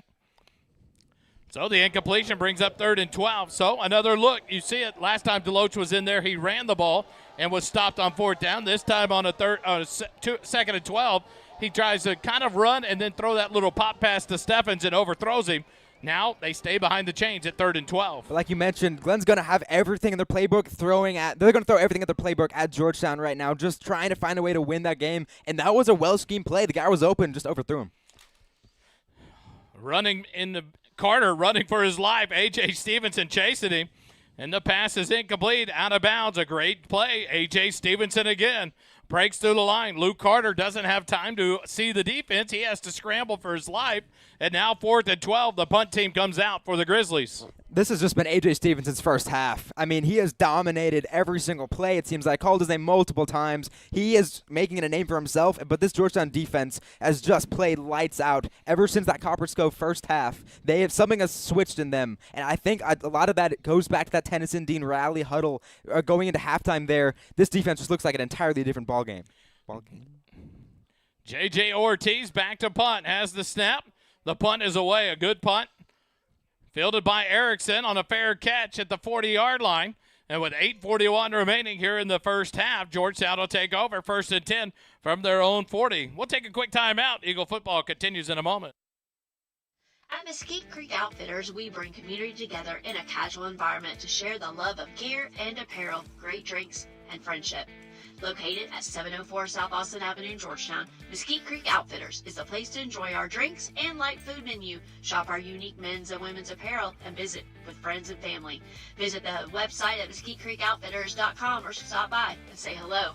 MCO is proud to sponsor First Responders Broadcasting presentation of Georgetown Eagles football. Snap back to McDougal, fake the handoff, pass across the middle. Xavier Ward makes a catch, breaks a tackle, and now he's going to carry a defender all the way in to Grizzly territory, up to the 35-yard line. I think Xavier's won the horse collar tackle there as he was being drugged from behind by Jayden Smith. Quickly back to the line on 1st and 10, brought to you by Borrow from Morrow. Handed off, Walker to right side, dances, finds a hole, hits it, up past the 25, 20, runs over a defender. Borrow from Morrow first down inside the Graham and Sons Landed Cattle red zone. What a nice hard run there by Jet Walker. That's the effect of tempo, and you've got a defense on the back foot. You hit them with another play before they can really regroup, and another chunk play, 1st down yardage on the ground. And now in the red zone, everything's still on the table. Field hasn't totally condensed yet at the 18, so Glenn still got to cover every single blade of grass. 1st and 10 from the 18, right side of Ashmark. 2 receivers right, 1 left. Walker to the left of McDougal, fake the handoff, throwing it up to the near side corner, battle between Madre, and it's out of bounds, incomplete. They're really letting him play out there. Again, a lot of contact there by number 20 on the edge, well down the field, well past that 5-yard line, but the refs are not calling that. And so that's just going to be how these teams can play going forward. And as long as the refs remain consistent at not calling that level of contact, then obviously there's not a real issue with it. Watch number 20 for Glenn, Victor Balla. Yeah. He was on the defense there, and he's sitting there throwing these thumbs down to the Georgetown coaching and the sidelines, and I'm curious how long the refs will let this go on. Right. He was motioning like his signs were like a box, like he had them boxed in, and I was like, he needs to take it easy. 2nd and 10, handed off, Walker. Nope, McDougal keeps it, and a pass overthrown, and there he got flagged. He had a hold of his jersey from about the numbers on out to the stripes. And there will be the defensive holding I believe we'll get here. I imagine Coach Griff was in their ear about how physical number 20 has been playing. And there's the penalty on number 20, Victor Bala. And he's trying to go to the official and beg for a holding a penalty on Copeland Madre. But the 5-yard penalty be an automatic first down on the defensive holding. So Georgetown with 7:45 remaining in the first half will have another first down. Can't be inside the 10-yard line. It's a 5-yard penalty, so it should be at the 13. They're being generous with the hold. A defensive hold is a 5-yard penalty. They're giving Georgetown down to the 9-yard line, a 9-yard penalty. So it'll be first and goal. A borrow from borrow first down off the defensive holding. 2 running backs in the backfield. Walker to the left of McDougal. It's Xavier Warren in the backfield directly behind him. Pistol. Now he'll empty out. Snap back. Hand it to Walker right side. Follows the blocker and then gets legs cut out from under him down to the 5-yard line. That'll bring up second and goal for the Eagles. This is going to be a big possession here. 2 plays to get 5 yards into that end zone. Go up 21-0 potentially. Under 7.5 minutes to go in the second half. Now, again, Georgetown received the first the kick to start the game. They did not score, and so that's going to be something in the back of their heads. Glenn will start with the ball in the second half, but time-wise, you always want to be able to score last going into halftime to carry that momentum. So it's going to be interesting to see how they play this. Second and goal from the 5. McDougal under center now. Papa Constantino in the fullback slot. McDougal will get the snap, pitch it to Walker on the right side, breaks a tackle, and then his legs taken out from under him by Jaden Smith back at the 5-yard line. No gain. Third and goal for the Eagles. Nice tackle by Jaden Smith. Yeah, toss plays like that are really risky in the red zone because of how condensed the defense already is. They don't have to, they're not as stretched out vertically because there's only the back of the end zone that they have to defend against. You saw that against Texas Ohio State in the playoff game, that toss sweep that ended up losing 7 yards for Texas. Right there, no gain because of how well the defense can flow. And if it's not blocked well enough initially, there's really not a whole lot of other options for a running back to carry through. And the fact that you pitch it to the short side of the field, and now you have numbers stacked up on the sideline as your friend. Walker to the left, back to the right, fake the handoff. McDougal, pass out in the flat. Xavier Warren drops it, incomplete. Xavier Warren saw the green of the end zone and the touchdown ahead and just couldn't make the catch and brings up fourth and goal from the 5. And from the sideline perspective, that wind still is playing a factor. I hate to say it, but I really think that wind kind of carried that ball just a little bit out of his outstretched hands. Xavier Warren would argue all day long with you, Dave, that if he touches it, he better catch it. Yeah. With his mindset. Here comes the Oak Ridge Disciple House field goal attempt off the foot of Galavis. It'll be spotted at the 12, a 22-yard field goal attempt from the right hash. The snap's back, the kick is up, and the field goal is good. 6:13 remaining in the first half. Georgetown leads it 17-0 over the Glenn Grizzlies. Quick timeout. Eagle football continues in a moment. Insurance, financial, and HR services are more valuable when they consider your specific needs. That's why Higginbotham Insurance Brokers works hard to understand your priorities so we can get you covered on day one and provide year-round value. From risk management and claims advocacy to benefit plan design and administration, the specialists of Higginbotham are here to turn your uncertainties into possibilities. Contact Jay Hubenak at 737-245-1303 or visit the website at higginbotham.com.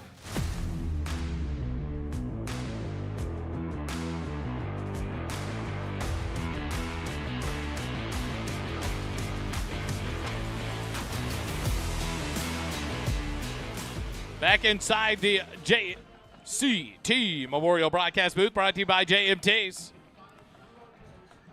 Holden, a field goal drive summary for the Eagles. That last drive, 7 plays, 55 yards, took 2:17 off the clock. Like you said, though, just a field goal for Georgetown when they got first and goal from the 8. So a relatively good stop there by Glenn. Now if they can score, they can start making this game interesting.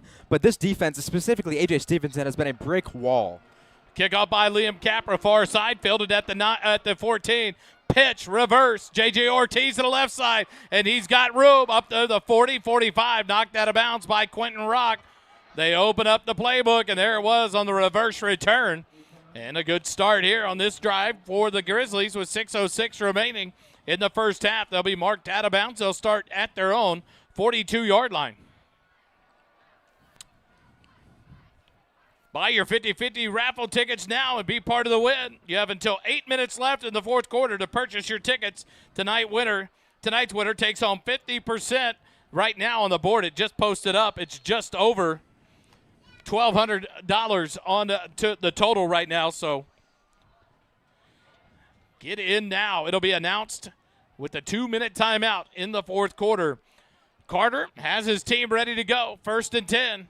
Fakes the handoff. Pass out in the flat. Overthrown on the wide receiver screen to DeMarcus Davis. And that incompletion will bring up 2nd and 10 now for the Grizzlies. Looked like a similar play Georgetown likes to run. Just a quick receiver screen to the outside guy. Get the ball in the hands of your playmakers. But just too high, and regardless of how athletic DeMarcus Davis is, just couldn't make the catch there. And once again, behind the chains for the Glenn's offense. 2nd and 10, 5:59 remaining here in the first half. 2 receivers right, none left.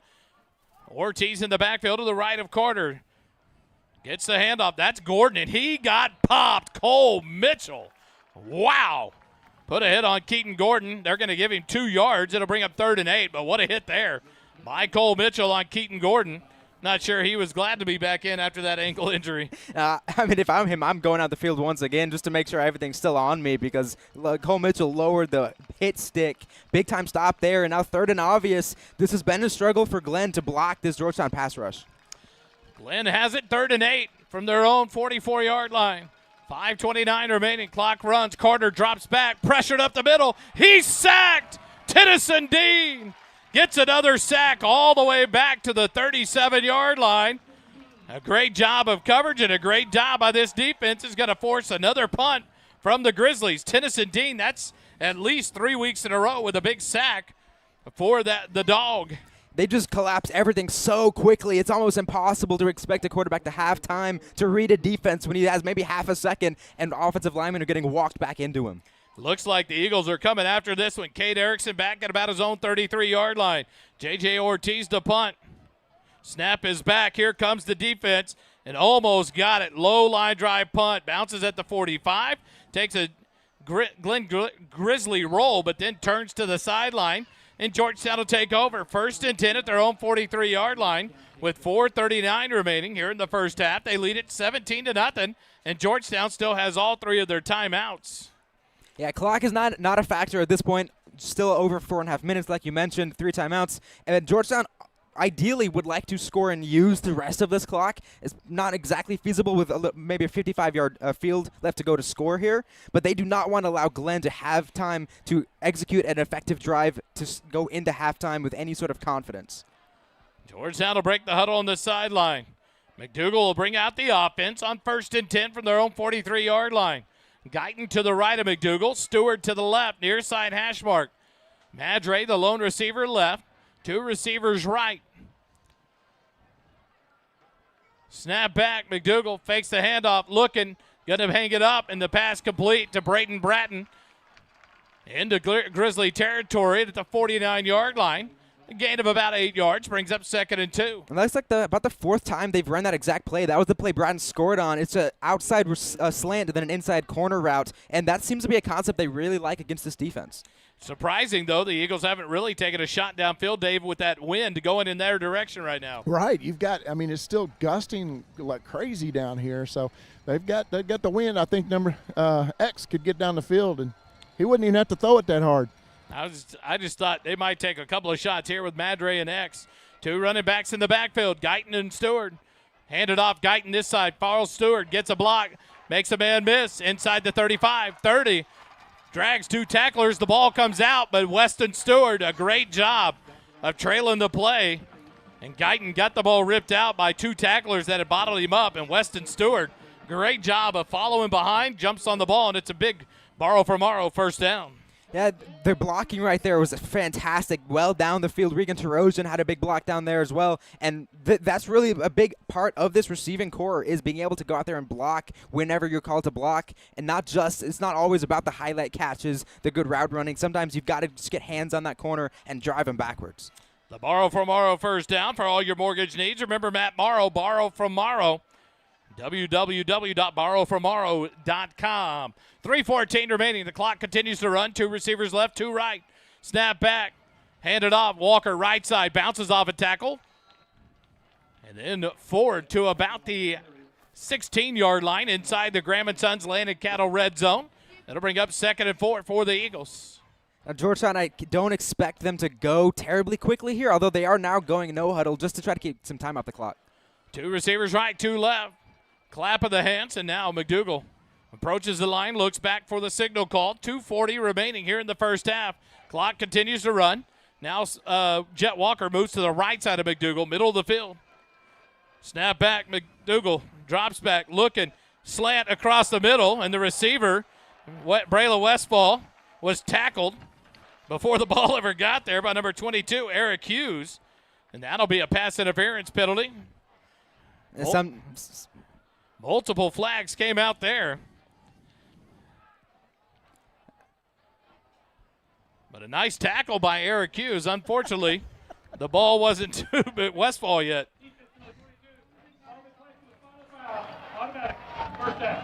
And sometimes when you know you're beat as a DB, you just got to make sure the receiver doesn't catch the ball. And that time Westfall was going to break inside, and the DB knew he was beat and just literally wrapped him up, took him to the ground to prevent the touchdown, which you're going to get a high five from the defensive back coach from. But obviously, yeah, you got to be in better position there.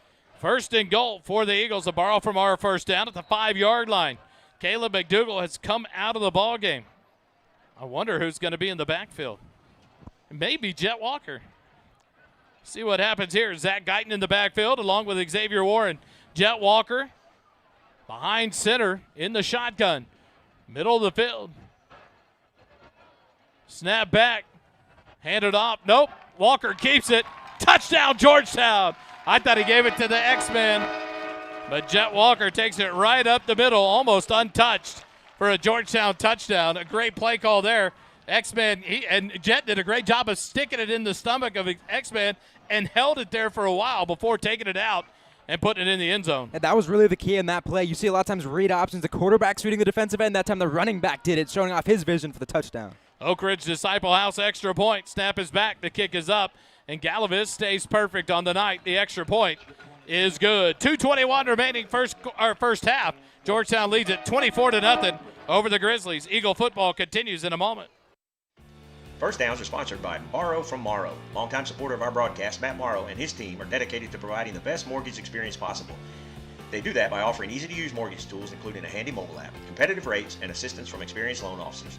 Matt's loan officers understand local markets, have access to a wide variety of loan programs, and are ready to guide you through the process. Your family, your future, our focus. For your mortgage needs, remember Matt Morrow, Borrow from Morrow. For more information, visit borrowfrommorrow.com. NMLS number 464148.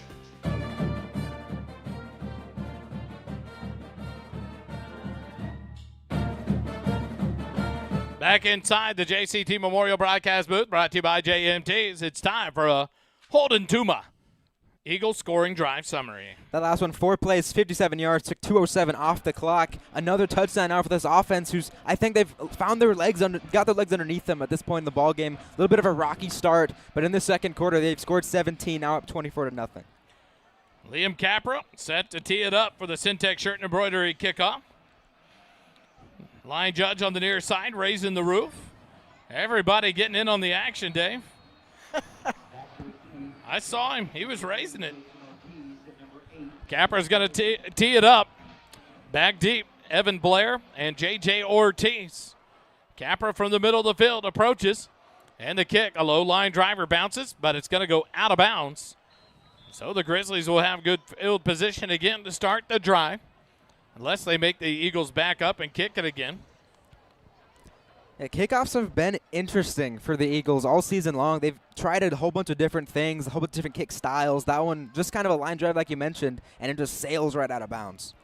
It's one thing ever since we took over as a group, Dave. I don't think I've ever seen a normal kickoff by Georgetown ever. Yeah, it's we had one year where we had a kid that would kick it out of the end zone every time, unless the coaches told him, don't for a specific reason. But it's interesting watching all the different styles of kicking, that's for sure. 1st and 10, the Grizzlies have it at the 30-yard line. 2:21 remaining here in the first half. Carter with 2 running backs in the backfield, 1 on either side, 2 receivers left, none right.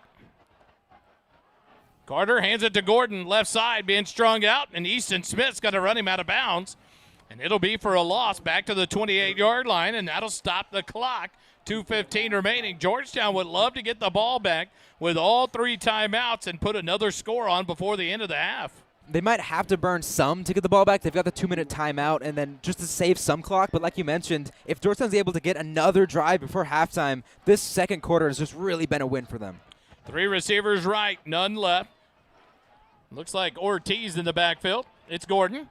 Carter rolls right, looking right. Up to the 25, throws on the run. The catch is going to be made. Nope, out of bounds. I believe he was out of bounds. He jumped up, caught the ball, and his feet landed in bounds. But well, if he was out of bounds, they would have flagged him for illegal contact. It looked to me like he got his feet in bounds when he landed. Yeah. But the official to the left of Coach Griffin said he was out of bounds. The back official here didn't ever signal, so they called Blair out of bounds, and now it's 3rd and 12, 2:09. So an opportunity to get a stop, use the 2-minute timeout to get the ball back, and have 2 minutes and 3 timeouts to try to score one more time. Yeah, now after that incompletion, now you can have all 3 timeouts because you don't have to burn one to stop it at the 2-minute timeout now. So if Glenn cannot convert this 3rd and 12, they're in a big pickle. 2 receivers right, none left. Handed off, coming to right side. J.J. Ortiz, he'll be hit, breaks a tackle, and then gets smashed at about the 33, 34-yard line. And Coach Griffin tried to take a timeout just before the 2-minute timeout. 2 minutes left in the first half. 2-minute timeout. Coach Griffin wanted the timeout at 2:01. Didn't get it in time. It's the 2-minute timeout. We'll take it with them. When we come back, the Grizzlies have a 4th and about 6 left on this drive. Eagle football continues in a moment. Syntex Shirt and Embroidery offers a variety of unique custom clothing and gifts, as well as personalized embroidery for schools, fundraisers, businesses, and more. Whether you need 1 shirt or 100, there are no minimum order amounts on any custom pieces. Stop by our shop at 1911 North Austin Avenue, Suite 103, and check out our in-stock spirit apparel. Visit our website at www.syntexshirt.com. Syntex Shirt and Embroidery is the official outfitter of First Responder Broadcasting.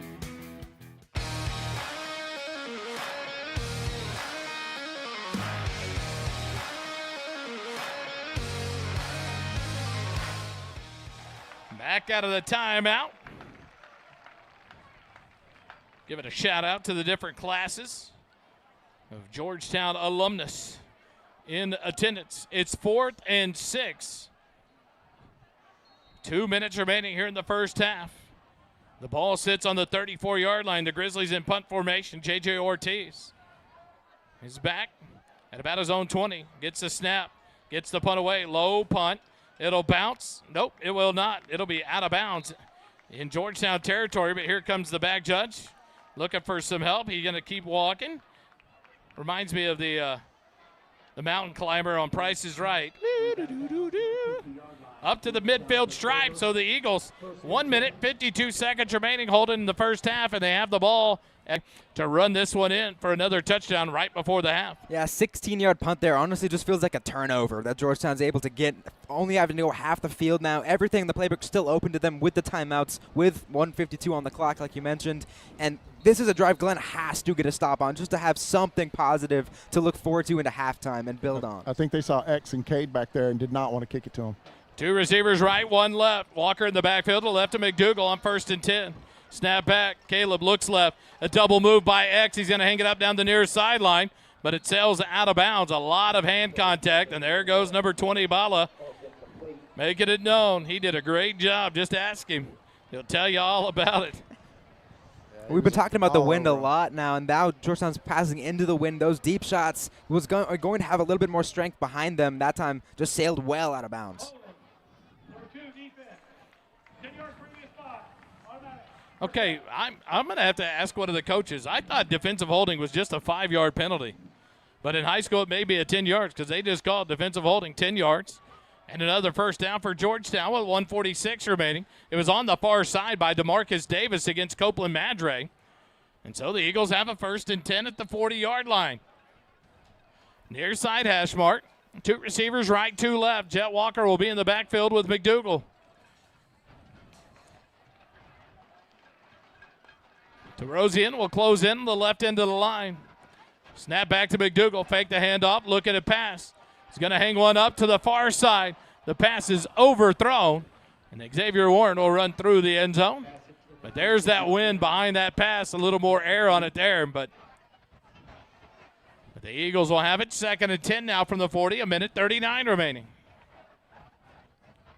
We were talking about earlier why they haven't taken some deep shots with the wind, and this might be why. It's just a little bit more difficult to judge the strength you need on your throw because it's also being assisted by the wind. And when they're throwing these long bombs like that, the wind's just going to push them that much further. And that's where you'd love to see maybe a little more air under it, a little arch on it. But now it's 2nd and 10. 2 receivers right, 2 left. Snap back to McDougal. Fake handoff. Quick pass in the slot. Catch made by Westfall. Look at cuts between receivers or defenders and gets up inside the 30 down to the 26-yard line. A borrow from Morrow. First down. Nice move there by Braylon Westfall. We talked to him, Holden, Wednesday at the coaches show. He talks about just that speed and the talent, and he loves to try to get outside the numbers and utilize the speed, and a great job there to pick up the first down. It's so difficult to tackle with the ball in his hands. 2 receivers left, 2 right. Back on, ready to go with 1:16 on the clock.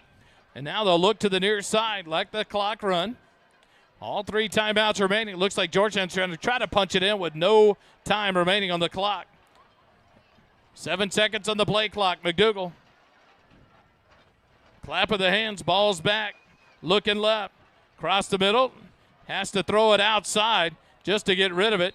A little wheel route there on the last delay there to Walker. It's incomplete and brings up 2nd and 10.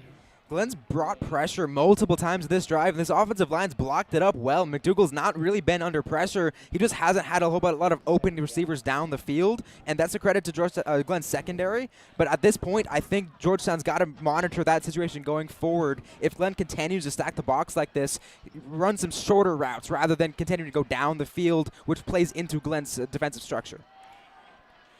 Or maybe start ringing up some of those little running back screens. Let that blitz come through. Let him go. Dump it to Walker. Hand it to Walker. Nope. Pass in the flat. Caught by Westfall. Makes a couple of men miss. Across the middle. Down inside the 10. Nice move by Westfall. Another borrow for Morrow first down. Inside the Graham & Sons Landing Cattle red zone. Down to the 8-yard line. 1st and goal. 44 seconds left here in the first half. They'll set the chains, and now the clock starts. 40 seconds remaining. Walker to the right of McDougal. 2 receivers right, 2 left, middle of the field. Snap back. McDougal looks left, looks right, throws it left, and it's outside the hands of Madre, incomplete. He had a good route, a whip route on the goal line, one of my favorites in all of the playbook for a receiver. A good job undercutting it by 20 just to try to recover, but the pass just a little bit to the outside of Madre, who, if he caught that, was going to take it to the end zone. 2nd and goal from the 8-yard line. What do you got down there, Dave? Anything good?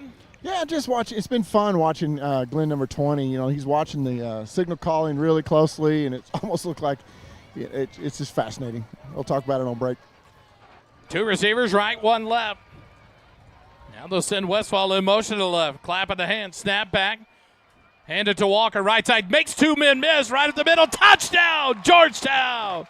Jet Walker was bottled up in the backfield, splits defenders, and then runs over 1 defender on his way to the end zone for the touchdown. What a run by Jet Walker. What a cutback right there. Like you mentioned, the 2 Glenn Grizzlies had him bottled up in the backfield. He makes 1 cut right between them, great vision, and then barrels over a defender to get in the end zone. Oak Ridge Disciple House extra point attempt. Galaviz lines up. Snap is back. The kick is up. And the ball is over the barn house again. It's good. Georgetown leads it 31-0 after a big touchdown drive with 23 seconds remaining. Eagle football will return in just a moment. Syntex Shirt and Embroidery offers a variety of unique custom clothing and gifts, as well as personalized embroidery for schools, fundraisers, businesses, and more.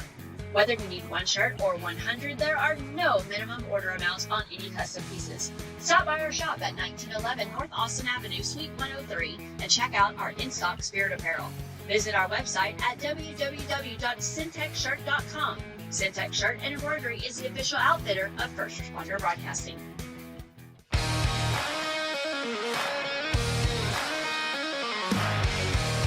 Back at Burkle backfield to hold it.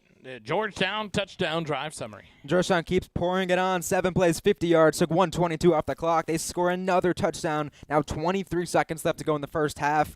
Probably just going to be a kneel out for Glenn to get into halftime. But this Georgetown offense, from the first couple drives in the first quarter, it looked entirely different now. Liam Capra set to kick it away on the Syntex shirt and embroidery kickoff. Got to give a shout-out to Oak Ridge Disciple House. It's a Christian ministry dedicated to helping men 18 and older break free from the chains of addiction. They have been a sponsor of Georgetown football here on the SHN Sports Network for 15 years. Low line drive kick, fielded, dropped at the 26. Picking it up, right up the middle, cuts back to the left. Victor Bala, he's being chased from behind, and then he'll get popped there. Was that Liam Capra on the hit? I almost thought he did. He got hit by Liam Capra, the kicker, at the end.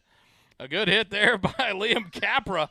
He went Pat McAfee on Bala. I was going to say, that's Pat McAfee right there. What a play there by the kicker, Liam Capra. So the Grizzlies take over. 1st and 10 at their own 48-yard line. 14 seconds remaining in the half. They trailed 31-0.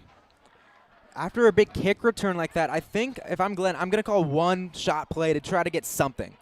And the Eagles, I think, have a mindset that may happen. Nope, yep, they are. Carter, but he's going to throw it to the far outside, out of bounds, incomplete. 11 seconds left on the clock. And that was all play wreck by number 3, Cade Erickson, because there was another wide receiver screen, and if he threw that ball, Cade was going the other way with a pick 6. So that just totally blew the play up. Great job there, studying film, play recognition, and going and disrupting the play.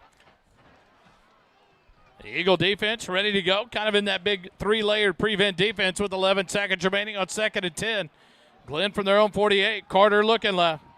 Now rolls right, being pressured. Here comes Quentin Rock. Tries to fake him. It does. Carter's going to run, but he's going to run out of bounds at about the Georgetown 48-yard line. Have about 1 second remaining, so it may be a Hail Mary here for the Grizzlies. I mean, probably to have nothing to lose here if you're Glenn. Now, my question would be, can you block Georgetown's front long enough to get that throw away? Because even if Georgetown's only rushing 3, they've had success with whatever lineup they throw at them. And so that's going to be my question for Glenn. How are they going to attack these Georgetown edge rushers? Brayton Fuller in the backfield with Carter. 2 receivers right, 2 left, near side hash mark. 1 second remaining. Carter back. Quentin Rock coming. Quick pass out in the flat, and it is incomplete. Good coverage there by Jihad Abdenor. Knocks it free from the hands of Michael Lord in the first half. I'm going to see if I can get to Coach Griffin and ask him about that Georgetown defense. Coach, a shutout. So far, how about that Georgetown defense? Man, they're playing lights out. Fired about our defense. All right, go get him, Coach. Thank you. 31-0. Georgetown leads it at the half over the Glenn Grizzlies. We'll take a quick timeout for our halftime. We'll be back more here on the SHN Sports Network. Stay with us. JMTs provides customized apparel and promotional items to small businesses, schools, and nonprofit organizations. Our services include screen printing, embroidery, and promotional items. Our game-changing direct-to-film printing allows JMTs to print full-color graphics on your garments. JMTs has the experience and confidence to take on any order. Visit the website at jmts.com or call us at 512-388-5555. First Downs are sponsored by Morrow from Morrow. Longtime supporter of our broadcast, Matt Morrow and his team are dedicated to providing the best mortgage experience possible. They do that by offering easy-to-use mortgage tools, including a handy mobile app, competitive rates, and assistance from experienced loan officers. Matt's loan officers understand local markets, have access to a wide variety of loan programs, and are ready to guide you through the process. Your family, your future, our focus. For your mortgage needs, remember Matt Morrow, Borrow from Morrow. For more information, visit borrowfrommorrow.com. NMLS number 464148.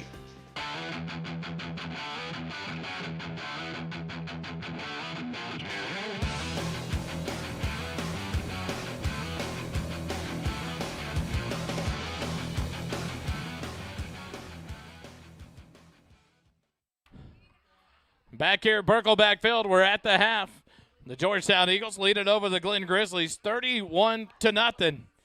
We're going to bring you the Georgettes here. They'll perform, and then it'll be the homecoming festivities. So at one point, we'll bring you halftime stats with Holden, brought to you by Graham & Sons Land and Cattle. And then we'll hopefully have a halftime visit with the principal, Mr. Brian Johnson. So enjoy the Georgettes. And we'll be back live here on the halftime from Burkle Backfield in just a moment. LLC, The Door Company, and Texas Cunningham Company. Thank you, sponsors. The Georgettes would like to thank their platinum sponsors. Covered Auto, the Dog Ranch at Liberty Hill. Garage Living, Georgetown Family Orthodontics. Performing Arts Studio, 7K Ranch. The Georgettes would also like to thank their amazing managers, Mackenzie Slows, and Olive Comedy. We love you so much. It is with the greatest of pleasure that I introduce you to the award-winning Sweethearts of Georgetown, the Georgettes. The Georgettes socials are Raymond Bass, Caitlin Hamilton, Zoe Parker, and head social Cammie Bogler. Social butterfly is Katie Alvin. Officer Choice Savannah Hill, and the Georgette of the Week, Kaylee Hardiman. The Georgette officers are Lieutenant Katie Alvin, Lieutenant Ashley Adler, Lieutenant J.J. Rosarelli, the First Lieutenant Stephanie McLean, and in the center, U.S. 2025-2026 Georgetown Captain Ella Liska. And now, watch the Georgettes as they perform a high kick routine to the smash hit Larger Than Life.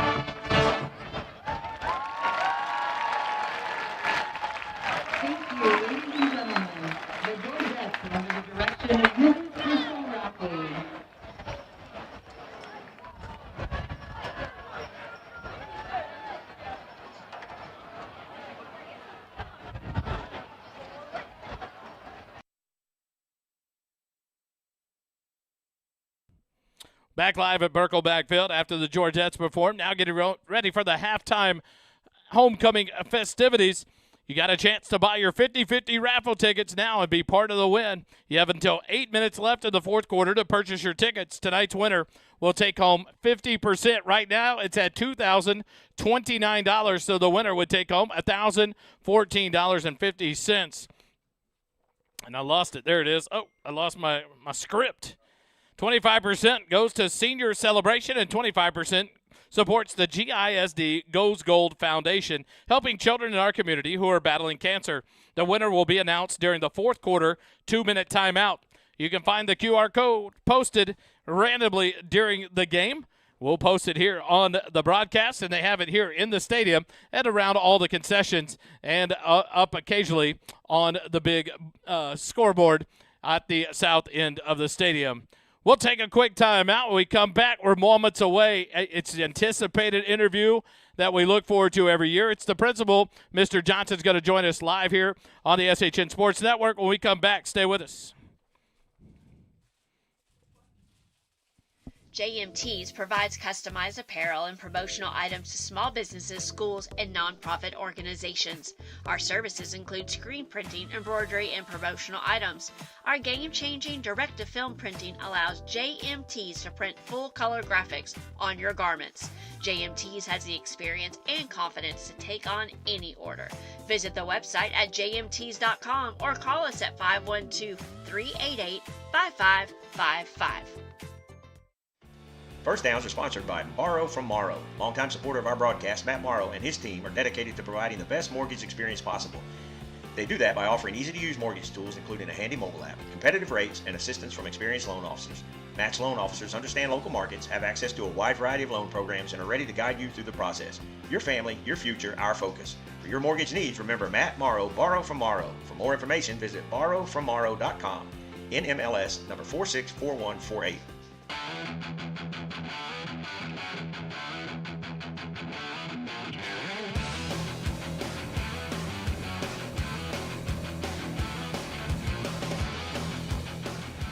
Back live at Birkelbach Field. We're at the half where Georgetown leads it 31-0 over the Glenn Grizzlies here on homecoming night.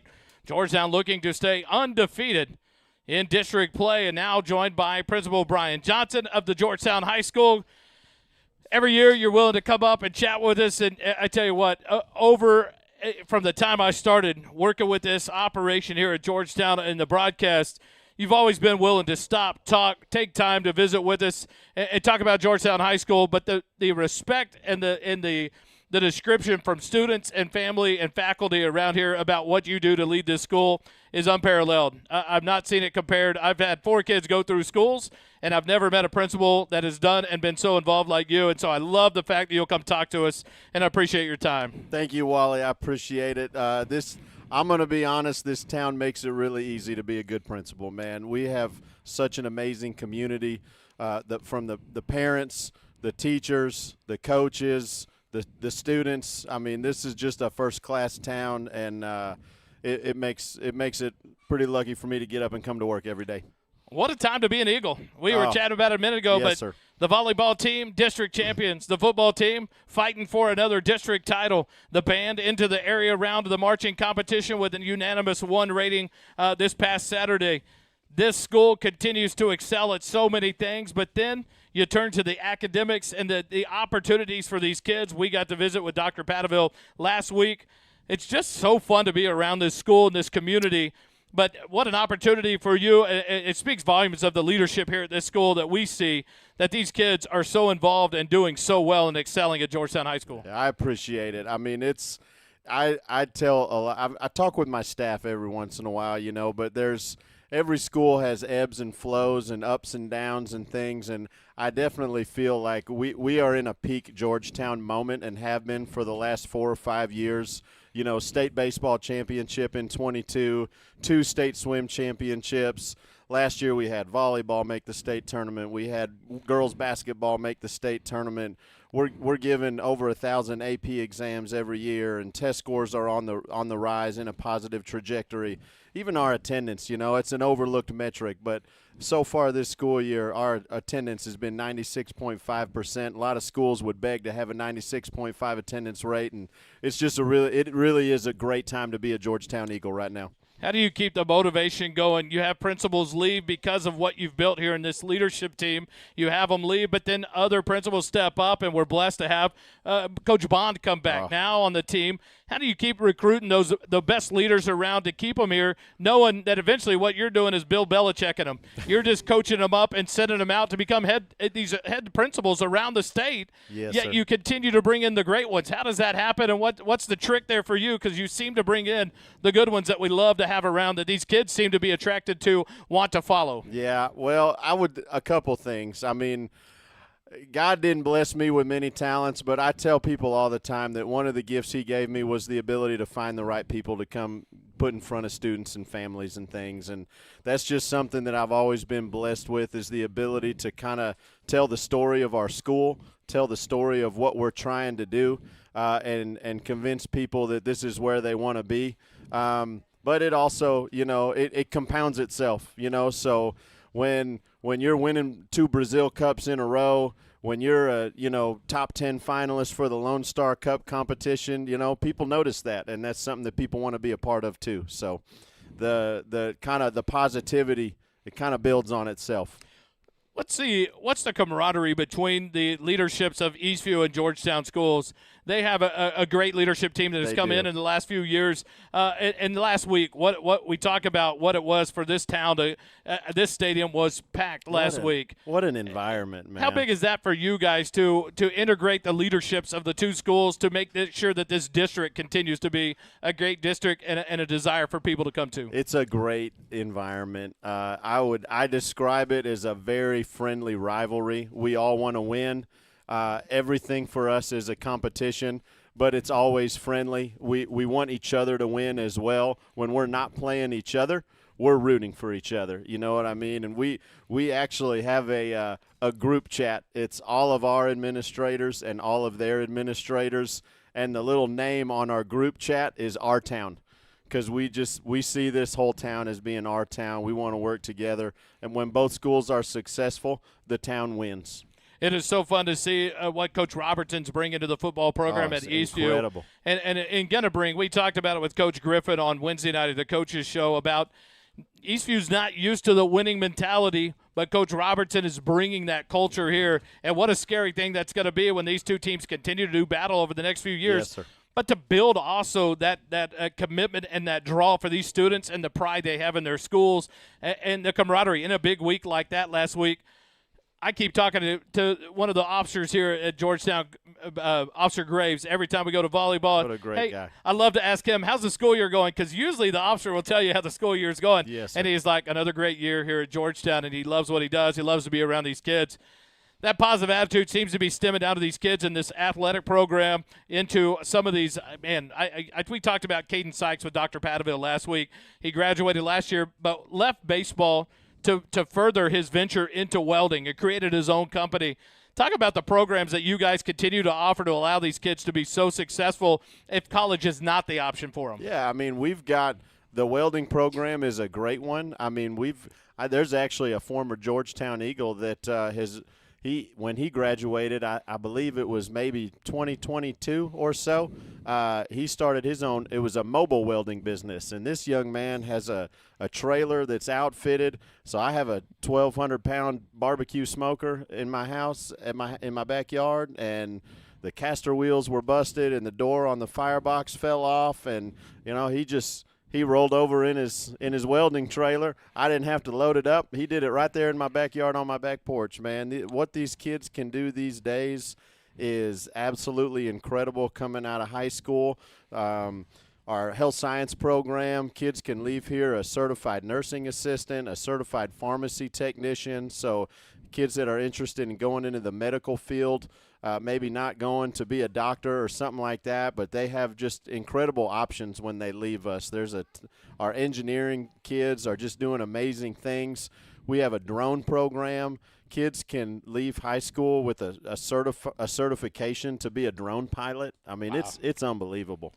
It's awesome. We get the advantage on the sports side of it to talk to these athletes, student athletes, year round, and talking to the baseball guys and talking to the basketball guys. Your son played on the basketball team just a couple of years ago before he graduated.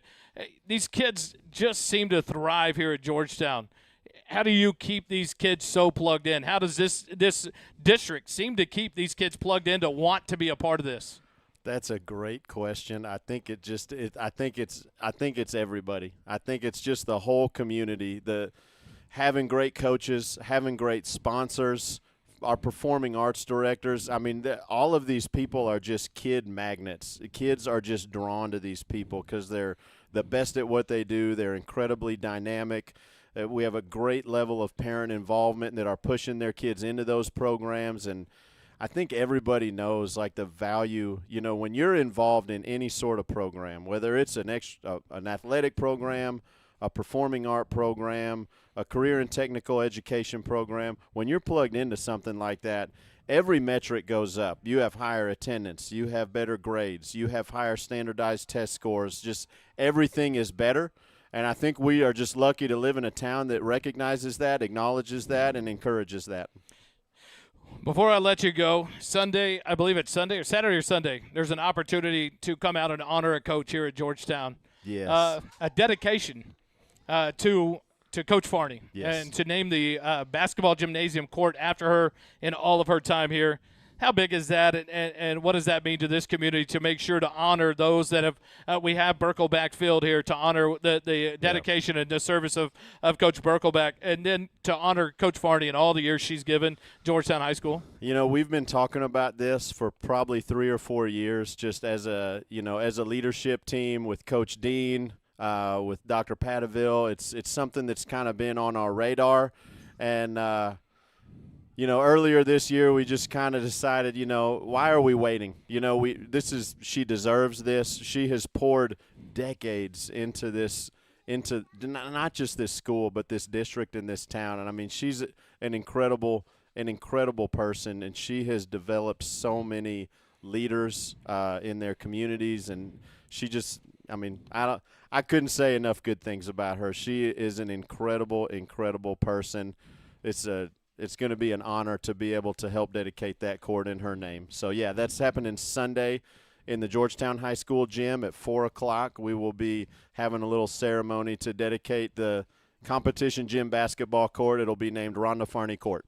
It's going to be awesome. Can't wait now for basketball season to be able Yes, to sir. always recognize what she's done for so many. And the fact of you see her throughout the year, even taking the golf cart out to direct traffic, the volunteering, the Yep. stepping in to be the model and the leader in top of the opportunity. She could easily go, hey, would you go do this? Yep. She steps up and goes and does it. And She so does. it's just her leadership has been such an effect on so many young ladies, especially through her basketball program over the years, that continue to shed the light on Georgetown High School.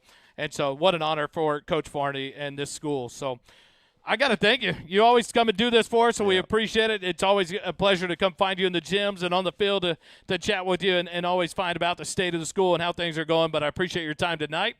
It's our principal. It's Brian Johnson. He leads the way, and we love it, and we thank him for his time tonight up here in the booth. Thank you, everything you guys do at First Responders, for just celebrating and highlighting our students and our athletes and our coaches. You guys do a tremendous service to us, and we're really grateful, so thank you. Thank you. We don't want to be anywhere else. All right, We enjoy it here. We'll take a timeout. We come back. It's Halftime Stats with Holden. Stay with us live here on the SHN Sports Network. Syntex Shirt and Embroidery offers a variety of unique custom clothing and gifts, as well as personalized embroidery for schools, fundraisers, businesses, and more. Whether you need 1 shirt or 100, there are no minimum order amounts on any custom pieces. Stop by our shop at 1911 North Austin Avenue, Suite 103, and check out our in-stock spirit apparel. Visit our website at www.syntexshirt.com. Syntex Shirt and Embroidery is the official outfitter of First Responder Broadcasting.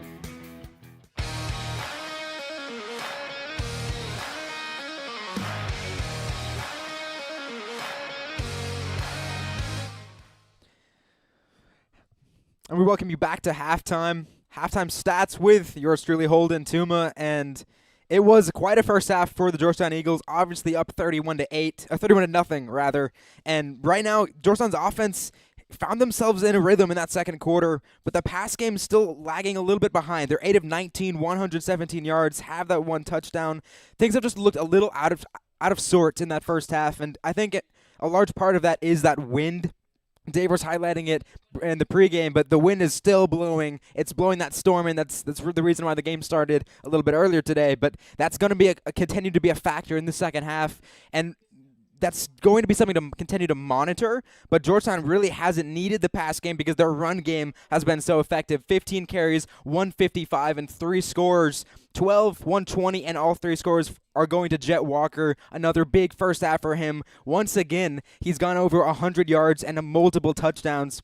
That is now, I believe, the 6th game in a row he has done that. So he's picked up right where he left off last season against Glenn, where he had that monstrous performance, doing it again here. That run game has really been dynamic, averaging a first down, a carry. They also have received a turnover on that forced fumble. Glenn's offense has really struggled. They're 4 of 12 throwing the ball for 36 yards. Running the ball, they're 20 for 77, which is really interesting because they had a 47-yard run. So after that, on the second carry of the game, to maybe spark an offensive rhythm early that ultimately they were not able to score on. If you remove that play, they have 19 carries for 30 yards. So they have not been able to find any sort of consistency on offense, whether it's passing, whether it's throwing the ball. They've gotten a good play here and there, but then they find themselves behind the chains, behind the sticks. Georgetown's defense rallies, gets them off the field, obviously pitching that shutout. And here in the second half, it's going to be obviously very, very difficult for Glenn to mount a comeback. Glenn's going to start with the ball, and that is going to be the most important drive in the second half. Can they get the ball? Do they have a game plan coming out of halftime? Can they get down the field and score a touchdown? Because they have to get points very quickly if they want to find themselves back in this football game, or even if they just want to find something to build off of. They had some chances in that first quarter, to kind of take advantage of Georgetown being a little slow out the gates, and they just couldn't find a way to do it. Georgetown's defense in particular really rallied, really held Glenn down after they popped some good plays, and they've got to invert that in the second half. They've got to be able to make the plays when Georgetown's defense has them in 3rd and 6. Glenn has not converted a 3rd down in that first half, which was the story of last week against Eastview as well. Eastview went the entire first half, no 3rd down conversions. Same thing here. 0 of 7 on 3rd, 0 of 2 on 4th for Glenn converting on the critical moments. Georgetown has simply owned those downs these past 2 matchups, and that is the reason why they're able to build these leads like they had against Eastview at halftime, like they have now 31-0 at halftime, because they're able to get the other team off the field in the critical spots. Their defense rallies on the 3rd and the 4th downs to get them off the field. Offensively, Georgetown just got to keep doing what they're doing. Now, it's going to be interesting to see. I think they've got a hiccup to mount over because Jet Walker was just named the homecoming king, so that means he was not in the locker room getting the game plan, and I think that might be a serious issue because clearly Jet's having a whole bunch of trouble out there navigating and trying to see through the holes with his vision. He's just looked all kinds of out of sorts, so that might be something to monitor going forward. But other than that, I mean, Georgetown's really had their way running the football. I expect that to continue because the wind will still be flowing all across the field from right to left on your screens, as Dave mentioned earlier. It's going to be a lot of different dynamics in the second half, but like I mentioned, it all starts with the first drive for Glenn. Can they continue a drive? Can they continue down the field and get into the end zone? If they can't, I think this team, like what Eastview struggled with, is just going to think to themselves, man, it's happening again. We're getting beat again. We had chances and we're going to blow it again. That sort of mentality that just ultimately winds up in a losing effort. Obviously, that's been the story of Glenn's season. They're going to have to find a way to respond here on this first drive. What's one thing I was thinking about is now what is the pressure on this defense for Georgetown? Their counterparts at freshman and JV didn't give up a point through the first half. They have not given up a point, and they dominated defensively tonight here in this first half. How does Coach Louts and this defense stay on top of things, stay motivated enough to try to keep that goose egg on the scoreboard? Obviously, that's just playing for pride at that point, playing for that arbitrary challenge of holding that shutout, because obviously defenses, that is the number one goal. If they could pitch a shutout, that's something to be celebrated because of how difficult it is. So that's going to be the talk at halftime. How can we keep Glenn off the scoreboard the rest of the game? Now, you don't want to go out and stretch yourself too thin to achieve that goal, because at the end of the day, a win is the most important thing. So if this lead continues to grow to 42 to nothing, to 49 to nothing, I don't expect the starters to stay out there to hold a shutout potentially, but that is something to definitely monitor, in particular because Glenn had some wrinkles that they threw at Georgetown in that first half. I expect some more still to come, so Georgetown's got to stay on their toes, responding and reacting to what Glenn shows them, and then making the necessary adjustments whenever they've showed their hand, revealed the cards they've got. If Georgetown has to continue to adjust their defensive scheme to modify around what Glenn comes out in the second half. And one thing is, at what point, if it gets out of control even more, do you start to rest your starters? Do you get that second group in there, that third group in there, and get some important stats in there for them to play at? Now, I stepped out. Jet finished the first half with what kind of numbers tonight? So Jet in that first half had 12 carries, 120 yards, and 3 touchdowns, so averaging exactly 10 yards a carry, a first down every time he touches the football. It's pretty nice carry average there. Not quite the numbers he had last year, so still something to work on for him. But he's once again been the most dynamic player on the field when he's got the ball in his hands. And the nice thing is not having to ride that horse. It's not a one-trick pony. You've got a stable of running backs in Weston Stewart, Zach Guyton that can carry the ball, that have done a good job getting those carries here and there. And so those are going to be opportunities that might pop up here in that second half where you start to lean on old 27 and old number 32, maybe get them some more opportunities and rest Jet, because you still have two big games coming up in Lake Belton and in Cedar Park. And that's probably one of the most important aspects for Georgetown coming into the second half. Okay, you're up 31-0. Potentially, you, as a player, really as a human being, you might just chalk this up as a win and start looking ahead to next week at Lake Belton, a 3-1 team in district. And then depending on their outcome tonight, they could jump ahead to 4-1. They're playing Cedar Park, another 3-1 team. A big-time matchup that Georgetown's has to monitor going forward for standings, but you can't let the players and the teams, the coaches, start drifting mindset to next week and to the week afterwards. They've got to stay focused on sealing the win right here in the next 24 minutes. It's halftime stats with Hold It. We'll take a quick time out, and we come back. We'll be ready for third quarter action live from Birkelback Field. Stay with us. Holden's first half stats, the third quarter, and post-game wrap-up are brought to you by Graham & Sons Land and Cattle. Graham & Sons is a cow-calf operation here in Central Texas, growing calves, cotton, corn, and wheat for commercial customers. Austin Graham and his team of crazy cowboys and cowgirls produce some of the best-tasting meat the first responder broadcasting team has ever eaten. Thank you, Graham & Sons, for your support of our broadcast of Georgetown Eagle football.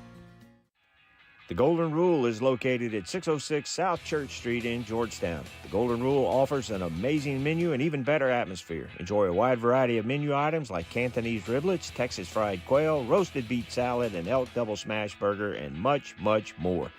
Join us for Sunday brunch with a delicious selection of food and drinks. Give the menu a look at goldenrulegtx.com.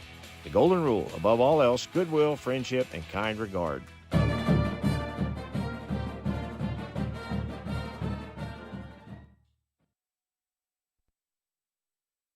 Blair Hogue with the Hogue team of Fairway Independent Mortgages, your local lender. With over 22 years of experience, Blair and his team are here to guide you through every step of your home journey. Whether you're buying, refinancing, or pulling equity out for debt consolidation or home improvements, when you think mortgage, think Blair Hogue with the Hogue team. We are conveniently located on the square in Georgetown. Visit us today or call 512-717-9912 and let's get started on your path to home ownership.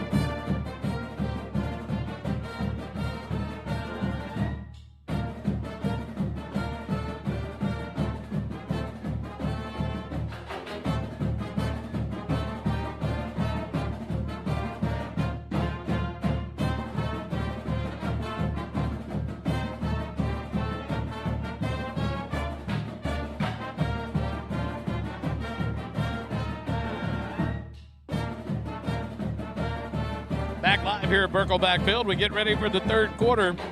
Remember, on the 1st of November, the Georgetown Eagle Marching Band will perform in the UIL area marching contest at 3:45 p.m.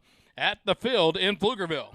Real quick, I forgot to say it at halftime. I got to give a shout out to my mom and grandma. They're on their way to Ireland currently watching this on the plane. Big shout out to you guys. Thank you for still watching in as you're traveling over the Atlantic at this point. Wow, I could have missed a game. I mean, they needed, someone to go with them. I mean, good night, nurse. We have cut the crowd mic for the ball game. It is cutting in and out and just rocking the audio. The good thing is we have Doppler Dave on the sideline, so hopefully he'll keep his mic hot, pick up the sounds of the game down on the field. But now the Eagles, we're going to kick it off, and it was going to be Galavis. So now, Dave, we start the second half with a different kickoff setup. Yeah, I think they're still going to go right down the middle to number 20. That's my bet. Got to high-five the homecoming king on the sideline there, walking over here to my spot on the sideline. Congratulations to Jet Walker.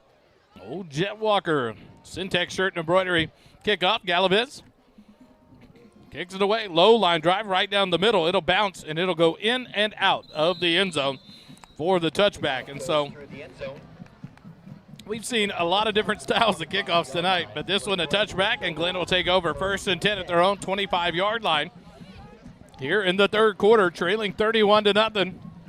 Dave, what do you want to see out of this Eagle team in the second half? Well, when I was putting my stuff up to come up to the booth to grab bite to eat, I noticed I had sand in my ears. That's how hard this wind is blowing. So I want to see nothing but runs. Run the ball. That's what I would like to see, but I'm not a coach. The Georgetown defense on the field. Here comes the Grizzly offense. 2 receivers left. Snap back to Carter. Fake the handoff. Pass out. Left flat. Catch made. Nope. Knocked free. Kate Erickson right on top of the receiver for the Grizzlies, Sura. The incompletion brings up 2nd and 10. One of the other aspects of having such a great pass rush and great defensive line is that the defensive backs don't have to trail as far behind the receivers because they know the quarterback won't have time to push the ball down the field. They can drive quickly on those short routes like you saw there. Kate Erickson with another pass breakup. Carter in the shotgun. 2nd and 10 from their own 25. 2 receivers right, 1 left. Snap back. Handed off right up the middle. Dancing away from defenders. J.J. Ortiz spins, breaks a tackle, and he'll get up to about the 33-yard line. That'll be a nice gain of 8, and that'll bring up a manageable 3rd and 2 for the Grizzlies. And he had to make like 18 people miss there just to get anything. A great run by J.J. Davis just to get something out of that. Now in 3rd and manageable, Glenn's still looking for their first 3rd down conversion. 3rd down as you hear the purge horn going off at Burkle backfield. Big opportunity for this offense to get a stop here on 3rd and 2.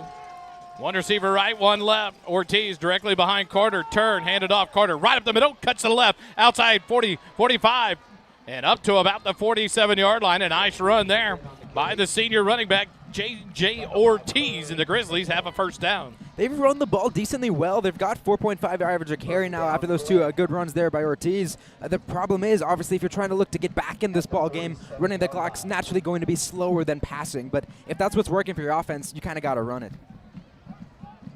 Carter has the shotgun formation. 2 receivers right, 1 left. Fakes the handoff. Pressured, going to be sacked. That's going to be intentional grounding. No one even close. There comes the flag, and it's Tennyson Dean. I think Tennyson thought it was roughing the passer or something. He was like, what? That's an intentional grounding coming on the Grizzlies. I just have been nothing impressed by Tennyson Dean's play on defense. He, like you called him last week, he's the dog. He just gets after it.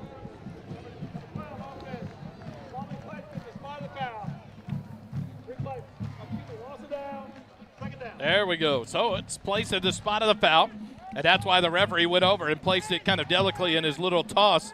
All the way back to the 37-yard line they go, and it's a loss of down. So it's 2nd down. A long 2nd down here for the Grizzlies. That was a loss of 11 yards, so 2nd and 21. 10:40 left here in the 3rd quarter. The clock runs. 1 receiver left, none right. Hand off in the backfield, hit immediately, and dropped back to the 35. That was him again. There he was. A.J. Stevenson along with the dog Tennyson Dean and Gavin Smith. But A.J. Stevenson, even if he's not making the play, he is busting through the line each and every down. It seems like he's causing issues for that line, which opens up it for other defensive players for Georgetown. And that's kind of the curse of the defensive tackle, because usually you're the one who lets everyone else make the play. But right now, A.J. Stevenson's so dominant that he's getting back from the inside of the defensive line. 3rd and 23. Carter rolls right. Here comes some more pressure. He's going to set his feet. Now he's going to be pressured. Throws back across his body. Wide open to 45-50, 45-40. And then Cole Mitchell will make the tackle at the 40-yard line. And so Carter does a great job of extending a play. And he hits number 35, Nahib Luanza. Easy for you to say. L-O-U-A-Z-N-A. Luazna, the senior tight end, for a big 1st down on 3rd and 23, a Grizzly 1st down at the Georgetown 40. That was a great play by Luke Carter, extending that, finding the open guy in the scramble drill for a 1st down. Grizzlies handed off. Ortiz left side. Makes a man miss up to the 35. A gain of 5 brings up 2nd and 5 now for the Grizzlies. Nice hard running here in the second half by J.J. Ortiz. Yet to see Keaton Gordon in that backfield. And he did leave the game momentarily in that first half with a couple injuries. Obviously, like you mentioned, haven't seen him yet. Not sure if he might be done for the day. And now Ortiz offset to the left of Carter. Gets a hand off right side. He's hit and dropped. What a tackle. Tennyson Dean And I believe it was A.J. Stevenson that laid on top of him. Tennyson Dean came off the edge there, took the legs of Ortiz, and A.J. Stevenson took the upper half, and they drove him to the ground. No gain, 3rd and 5. That's really been Glenn's biggest struggle because even when the runs they've had success, they've not been able to be consistent with it so that they can continue driving forwards and making 3rd down more manageable. Because even if you get 2, that's a 3rd and 3. Now 3rd and 5. 3rd and 5 from the 35. Handed up, left side, Fuller. And he'll get up past the 30, the 29-yard line. That'll be enough for another Grizzly first down. A nice run there by number 28. There he is, Brayton Vanderen Fuller. The junior is listed as a linebacker, but also in the running in the backfield for the Grizzlies. And so another first down at the Georgetown 29. Easily their best looking drive so far this game. It's consistent. It's been effective. They've got some 3rd down conversions. Now 3 for 10, 3 straight 3rd down conversions on this drive. They've clearly come out of the halftime with a game plan. 1st and 10 from the 29. New quarterback. It's DeLoach in the backfield. He'll hand it off. Nope. Quarterback keeper right up the middle and hit at the 30 and dropped. Nice read by this defensive line. Easton Smith in there.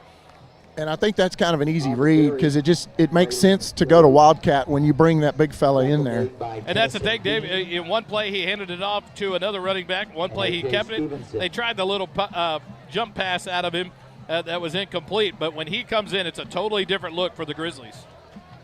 Now 2nd and 11, back to the 30-yard line. 2 receivers left, 1 right. Carter back in, snap back, looking left immediately. Gonna hang one up towards the corner, defended by Erickson and knocked free. Good defense against Jaden Smith by Cade Erickson. It's an incomplete pass, and that'll bring up 3rd and 11 for the Grizzlies. And here's where, that's where the Grizzlies have started to struggle when they have the ball down in Georgetown territory. This defense has tightened all night. Yeah, like you just mentioned, this has really been the spot of the field where Glenn's drives have just gone to die. But that was great coverage there by Cade Erickson because he was beat. The receiver had a step, but great recovery, great hands to break it up at the last moment because that could have been a touchdown throw. Jaden Smith was wanting some defensive pass interference, but not going to get it there. 3rd and 11 from the 30. Got to get to the 19 of Georgetown. Pass out, left flat, overthrown. Good defense again by Cade Erickson. Another incompletion, and that brings up 4th and 11 now from the 30 for the Grizzlies. You know, Holden, one thing I was thinking about, they're driving the length of the field much like Eastview did that one time, and they didn't, what if they don't get any points out of this and they've burned clock?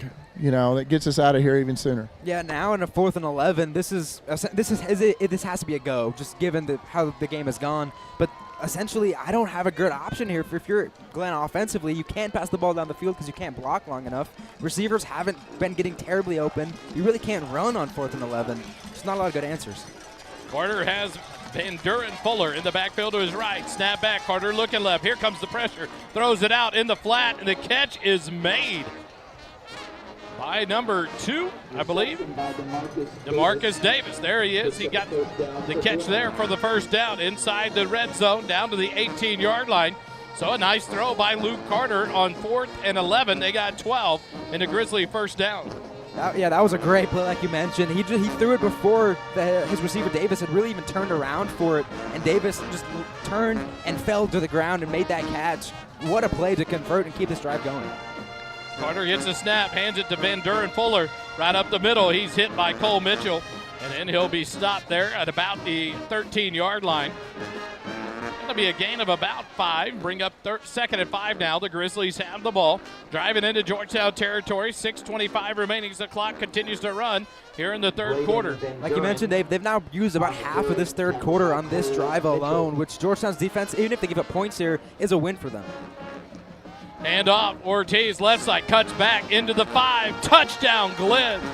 Glenn comes out in the second half. With 6 minutes, 7 seconds remaining in the 3rd quarter, they punch it in on the 13-yard touchdown run by J.J. Ortiz.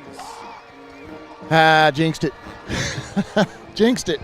I shouldn't have said anything. But just like last week, Eastview came out down 24-0, took their first possession of the 3rd quarter, and took it down the field and punched it in for the score. And now the extra point attempt for the Grizzlies. Smith to Holt. The kick is up by Phillips, and the extra point is good. 6:07 remaining third quarter. Eagle football continues in a moment. Georgetown leads at 31-7 over the Grizzlies. For an old-fashioned dining experience, visit Goldberger Diner on the square in Georgetown. When you walk into this 50-style diner, you'll be greeted with a smile and treated like family. Enjoy breakfast served anytime, or come for lunch or dinner and enjoy a great burger, chicken fried steak, old-fashioned liver and onions, or any of the great tasting food on our menu. Goldberger Diner is located at 109 West 7th Street in downtown Georgetown. Goldberger Diner, serving great food to great people.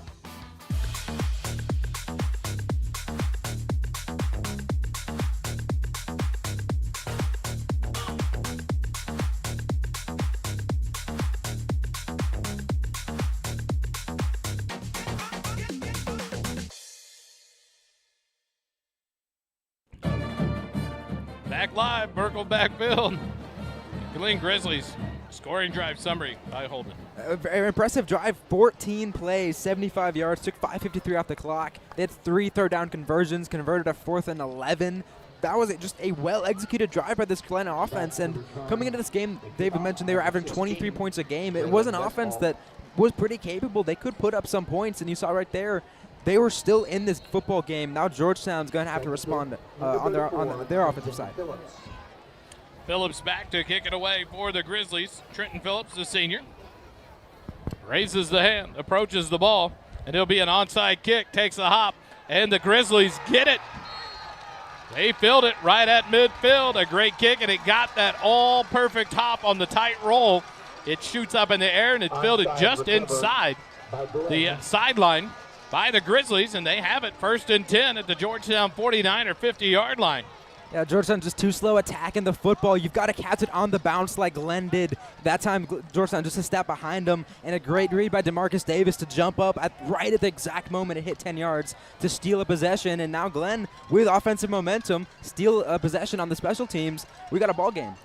And you had to see that Phillips was not going to kick it deep. He was all the way to the right side of the ball, and he's right-footed. If we had seen him kick earlier, and kicks a perfect onside kick. And off. Van Duren Fuller stopped right at the line of scrimmage. They're going to give him the 49 of Georgetown. Should have been an illegal substitution on the Grizzlies. The coaches were yelling. Number 3 was in the huddle the entire time, and when they broke, then he left the field. They were trying to get the illegal substitution, and he just did it again. He came out onto the field in the huddle and takes off back out of the field. Yeah, like you mentioned, that is 12 men in the huddle. That is a 5-yard penalty, and it's been ticky-tacky all game, honestly, with officiating. 2 plays in a row he does it. The Grizzlies have it. 2nd and 9 from the Georgetown 49. Carter rolls right. Look at the pass. Here's Tennyson Dean, and it's going to be another intentional grounding. There comes the flag. Tennyson Dean, he knows it too. What a good play by Tennyson Dean, the dog. What a phenomenal play. He took 2 Glenn blockers and just drove them back with one arm to get back there, affect the QB on the rollout, and force another intentional grounding, which is essentially a sack. That's the 5th time I've seen Coach Dean smile in a lot of years.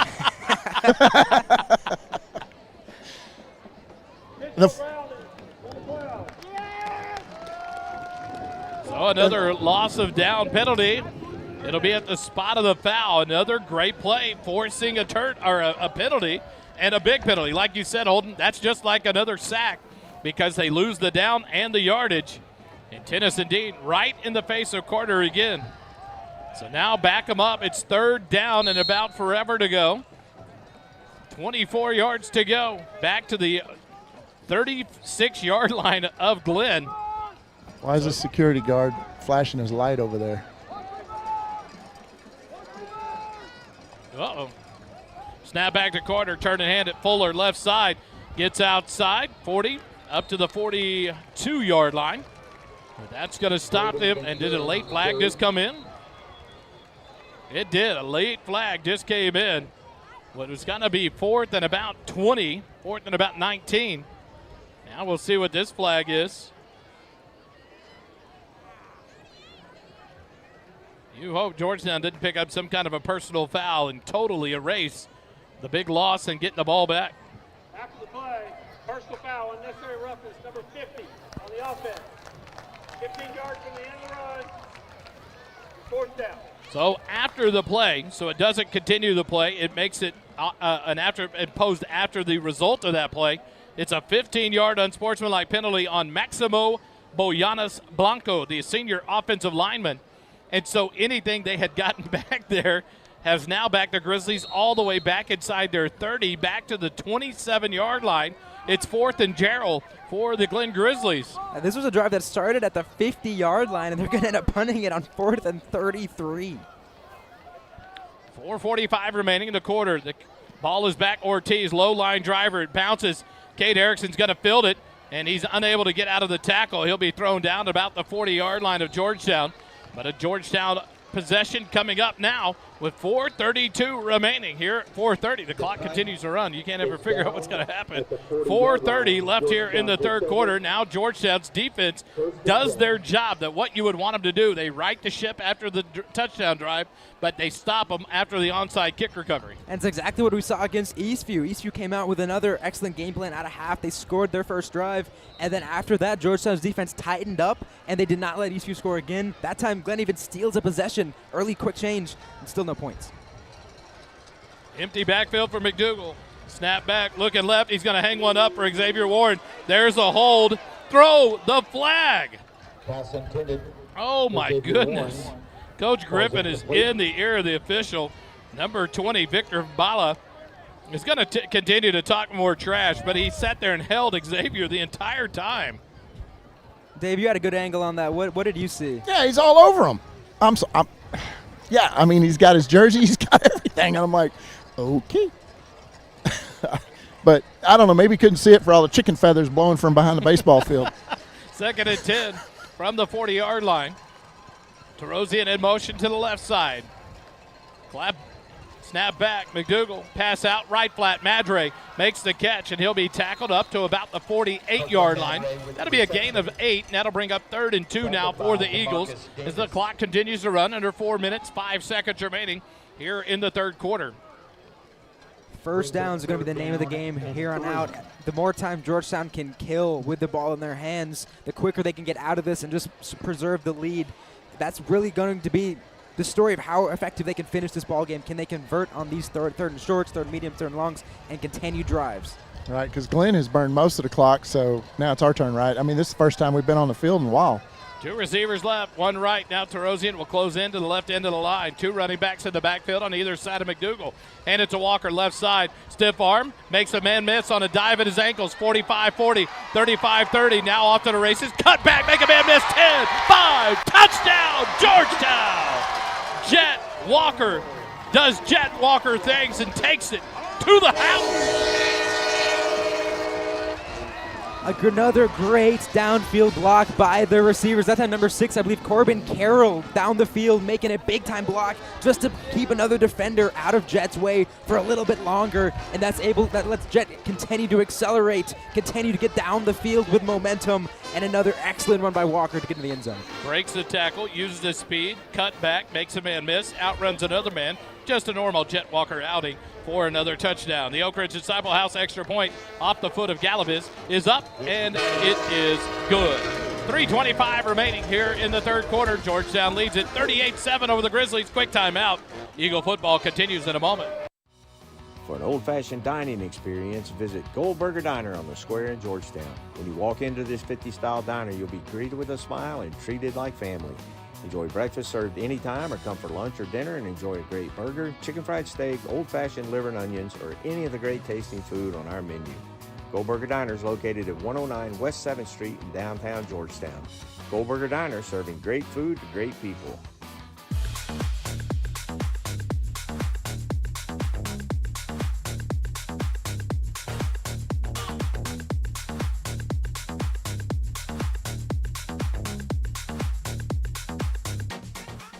Georgetown Eagle drive summary on that last one. 3 plays, 60 yards, another big play touchdown by your homecoming king, 2025 Jet Walker. He's up to 13 carries, 172 yards, and 4 touchdowns on the night. So this is 2 years in a row where he has just eaten Glenn for lunch, breakfast, and dinner. Syntex shirt and embroidery kickoff. Galaviz set to kick it away from the far side hash mark for the Eagles. He'll kick it away.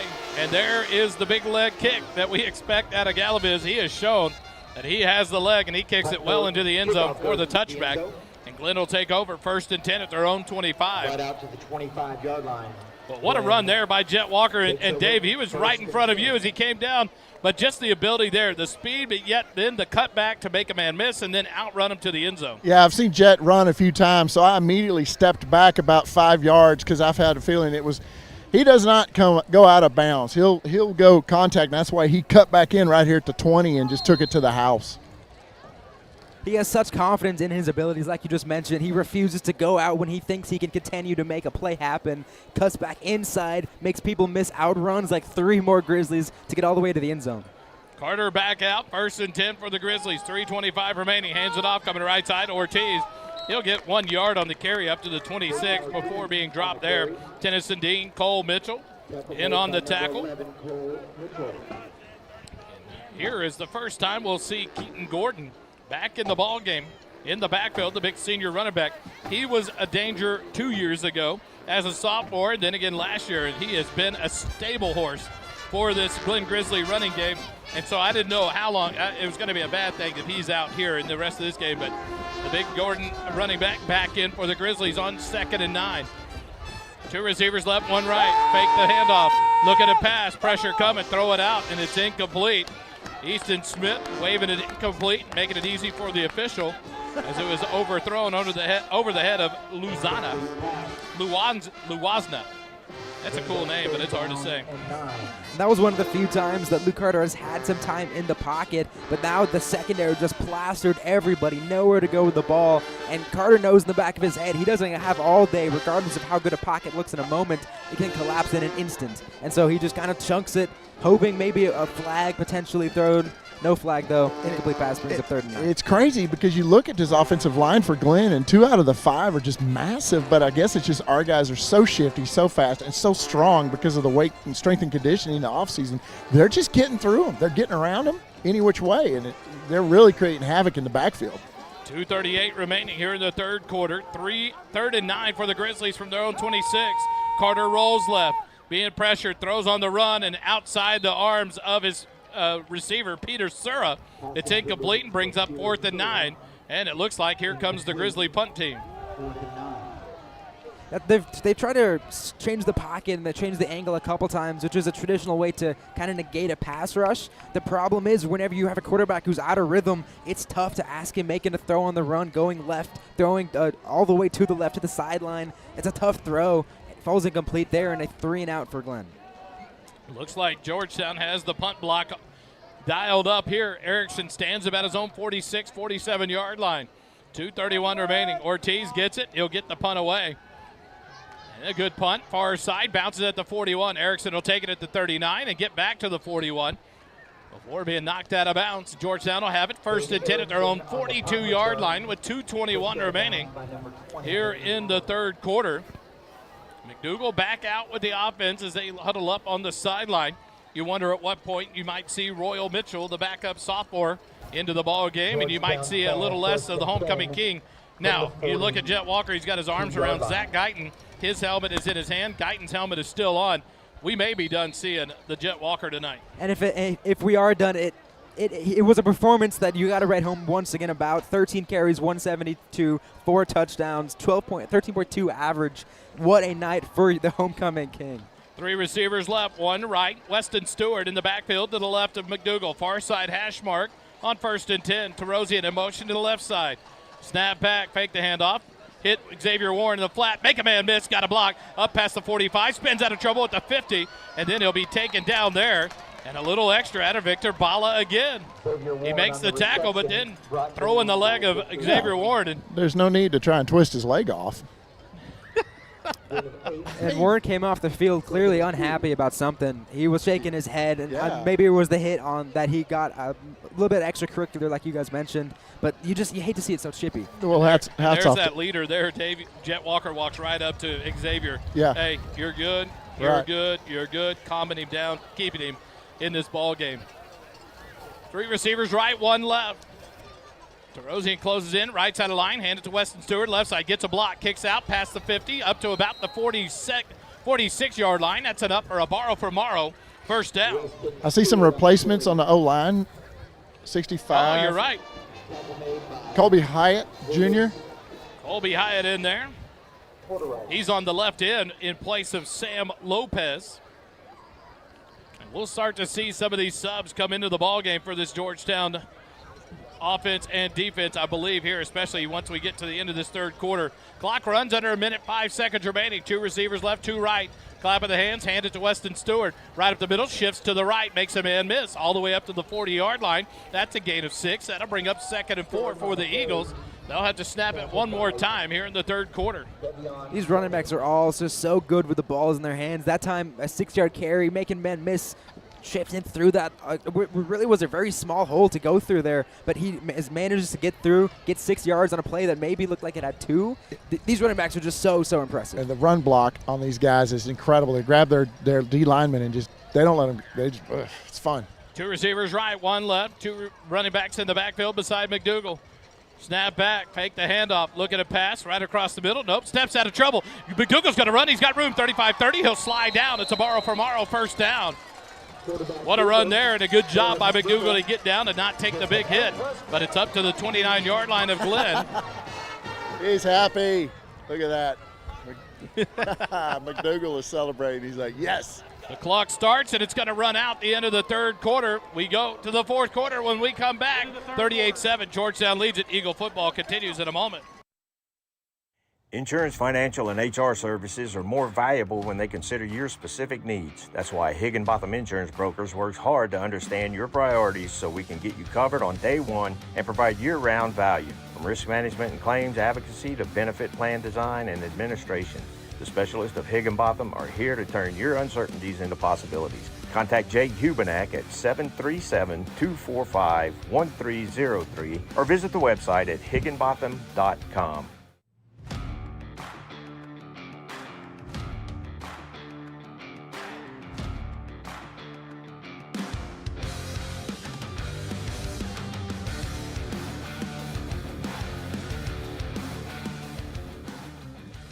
Last chance to buy your 50-50 raffle tickets now and be part of the win. You have 8 minutes remaining. That's not correct. You have 4 minutes remaining because they will stop taking tickets at the 8-minute mark. And at the 2-minute timeout here in the fourth quarter, they will announce the winner of the 50-50 raffle. The QR code up on your screen right now. If you're in the stadium, it's up on the scoreboard around the concession stands. But an opportunity to support the senior Operation Graduation thing, and then 25% to the GISD Go Gold Foundation that supports childhood cancer in the community, a great organization for Georgetown High School. So thanks for supporting them. A big 50-50 raffle tonight here on homecoming night. Back to action we go. The Eagles have it. 1st and 10 at the 29 of the Grizzlies. Pass out left flat, but it's behind Corbin Carroll. Incomplete. That'll bring up 2nd and 10. Dave, what's the atmosphere with the student body down there? Oh, they're having a ball. The kids are just having so much fun. Nope, not really too many people have left. And it's good times. They're fired up, very happy. It's a different look from last week in the third, fourth quarter. This side of the stands got really empty. So it's good to see Georgetown still staying in there. Oh, they're doing the swaying back and forth. What do you call that? Here we go. On 2nd and 10, 3 receivers right, 1 left. Terosian closes into the right side of the line. Snap back to McDougal. Hand it to Weston Stewart. Right side gets a block, cuts back at about the 25, breaks the tackle inside the 20, down to about the 15. They'll mark him down at the 16. A beautiful run on 2nd and 10. And Weston Stewart picks up the borrow for Morrow first down inside the Graham & Sons Lane and Cattle red zone. I tell you what, we're going to give the Academy Award to Copeland Madre and Braylon Westfall. They had their hands up like they were fixing to get the ball, and their guys were sticking with them. They didn't even have to block. Oh, no. The ball boys talking trash to 20. 11:20 left here in the ball game. Stewart in the backfield to the left of McDougal on 1st and 10 from the 17-yard line. Westfall in motion to the left side. McDougal swing pass to Westfall, left flat, open, has a blocker, 10, 5, touchdown, Georgetown.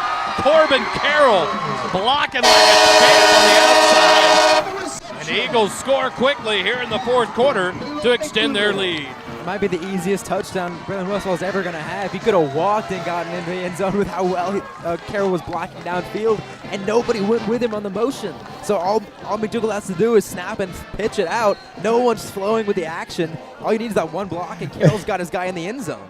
And the Oak Ridge Disciple House extra point attempt. Galliva is out there, ready to go. It's up, and it is good. No good. No good. Missed it left. 11:06 remaining in the ball game. Georgetown leads it 44-7. Quick timeout. Eagle football continues in a moment. For all the fly fishing, hunting, and outdoor enthusiasts, River and Ranch Provisions is your one-stop shop for the gear you need. River and Ranch offers a large selection of outdoors and hunting supplies. Cody, Brad, Sam, and Tim have put together a high-end outdoors outfitter with high-quality services to make everyone feel welcome and important, regardless of your experience level. Come see what we have to offer at 807 South Austin Avenue in Georgetown, or visit our website at rrpgtx.com.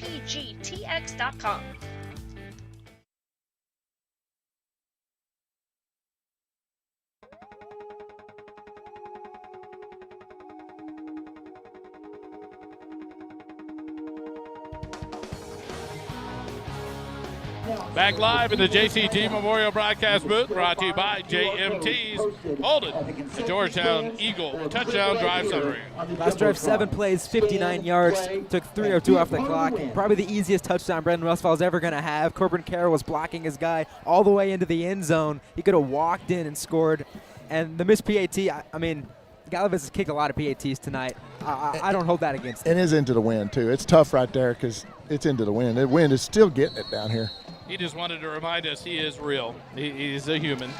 Is that his first miss this year? Oh, I think it's only his second miss, an extra point. Yeah. Eagles will kick it away. High short kick by Capra, fielded at the 31 by number 20, and he goes wide right. He's got some blockers. The convoy is on the run to the right side, and he's going to be squeak pass. He stayed in bounds, and the Glenn Grizzlies are going to return it for a kickoff return for a touchdown. That's honestly been Glenn's best offense today, is the kick returns, and that's why I'm a little interested as to why they haven't been kicking it into the end zone with Gallivis, who nailed it last time. Now, that was with the wind at his back, but I'm surprised they continue to try to do different things with this, given how much they've struggled on kick coverage and kickoffs in general. And that tells you right there where Georgetown overcommitted here to the right sideline, the near sideline. And a great job by the Grizzlies to take it to the wide side of the field. And they had a full host of blockers. Phillips' extra point attempt is up. And it is good. 10:56 remaining here in the ball game. Glenn's closed it back to a 30-point deficit, 44-14. Eagle football continues in a moment. Instant replays are brought to you by J. Byron Custom Homes. J. Byron Custom Homes is an established home builder that is expanding into more areas of Central Texas, including Georgetown, Cedar Park, Leander, Marble Falls, and more. Whether it's a new custom home or a remodel of an existing home, J. Byron can meet and exceed your expectations. With over 50 years of building experience, J. Byron Homes will work hard to see that you have the house you want to call home. J. Byron Custom Homes, exceptional craftsmanship with a personal touch. For more information, visit our website at jbyronhomes.com.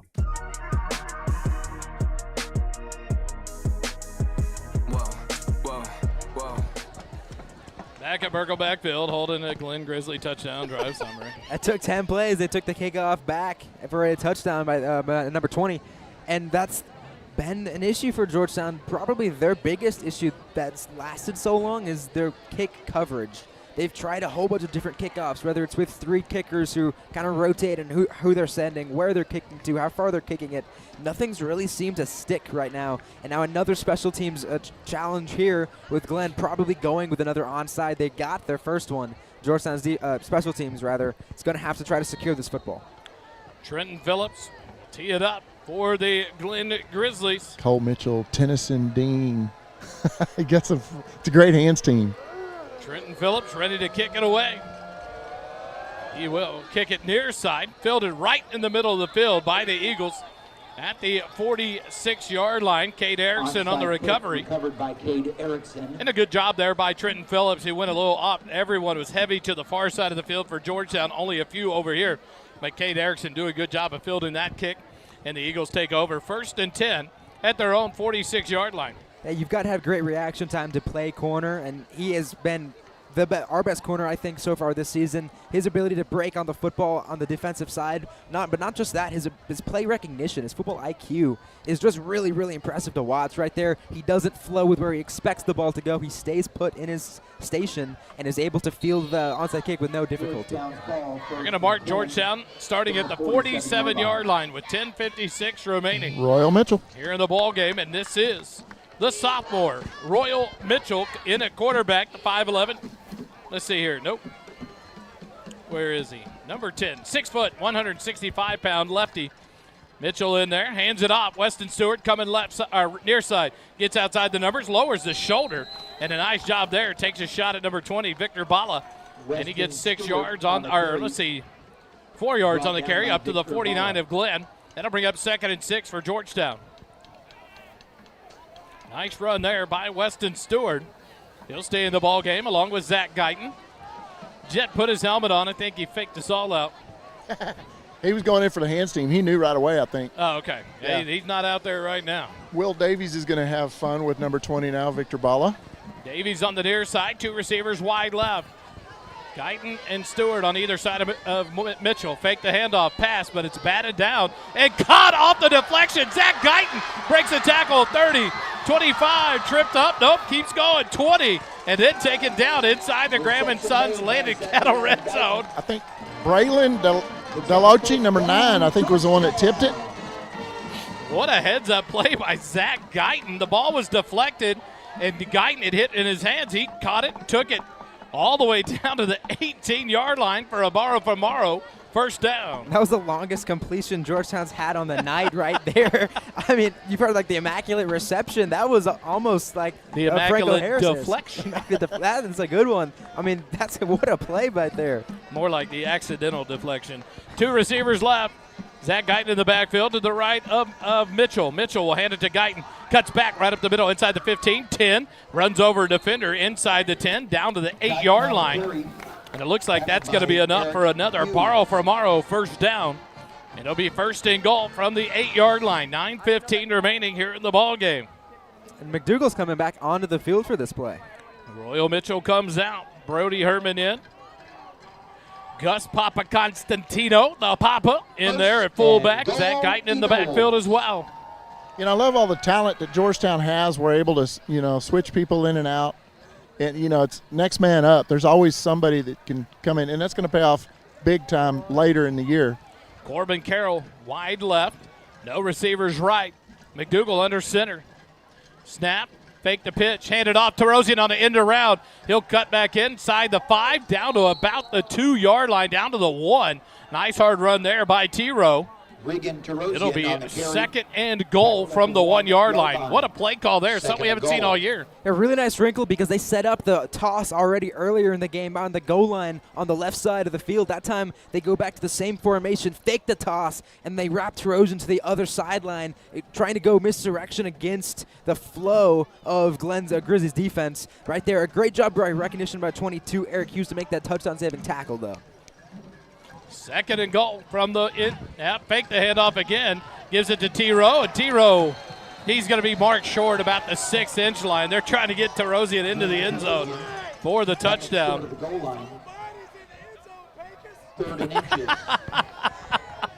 You hear Coach Griff's argument there.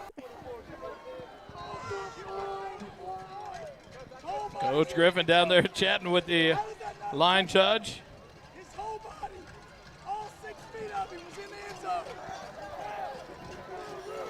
So the Eagles have it 3rd and goal from the 1, inside the 1, about the 6-inch line. I mean, he's not wrong. 7:25 remaining here in the ball game. McDougal under center. Sends Terosian in motion. Turn, snap, handed off. Guyton up the middle. The defender won't let go of Guyton's leg. Finally takes him down after about 10 seconds. But it's a Georgetown touchdown. 7:15 remaining in the ball game. Zach Guyton gets into the scoring column with the touchdown run. Open it up for the Eagles. At 55, I think that's Caleb Hennessy's hobbling. He goes to the ground there. Really hope he's okay. Late in a ball game like this with a lead, you never like to see a player go down. That's your starting left guard, Caleb Hennessy. He tried to get off the field. He goes down. With 7:15 remaining. We'll take a quick timeout. Be back. Eagle football continues in a moment. JMT's provides customized apparel and promotional items to small businesses, schools, and nonprofit organizations. Our services include screen printing, embroidery, and promotional items. Our game-changing direct-to-film printing allows JMT's to print full-color graphics on your garments. JMT's has the experience and confidence to take on any order. Visit the website at jmts.com or call us at 512-388-5555.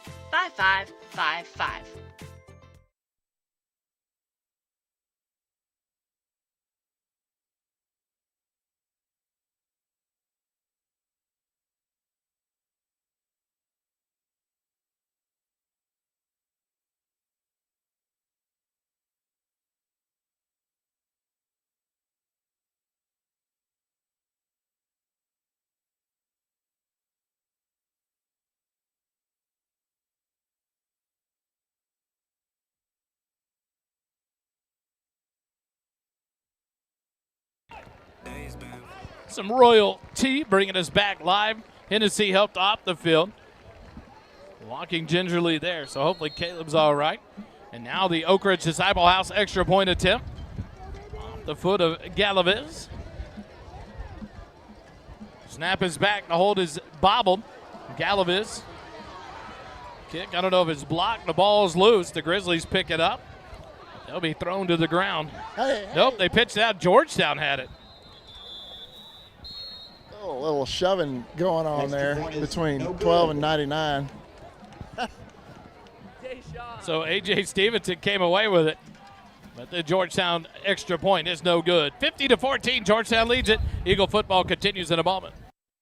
Instant replays are brought to you by J. Byron Custom Homes. J. Byron Custom Homes is an established home builder that is expanding into more areas of Central Texas, including Georgetown, Cedar Park, Leander, Marble Falls, and more. Whether it's a new custom home or a remodel of an existing home, J. Byron can meet and exceed your expectations. With over 50 years of building experience, J. Byron Homes will work hard to see that you have the house you want to call home. J. Byron Custom Homes, exceptional craftsmanship with a personal touch. For more information, visit our website at jbyronhomes.com.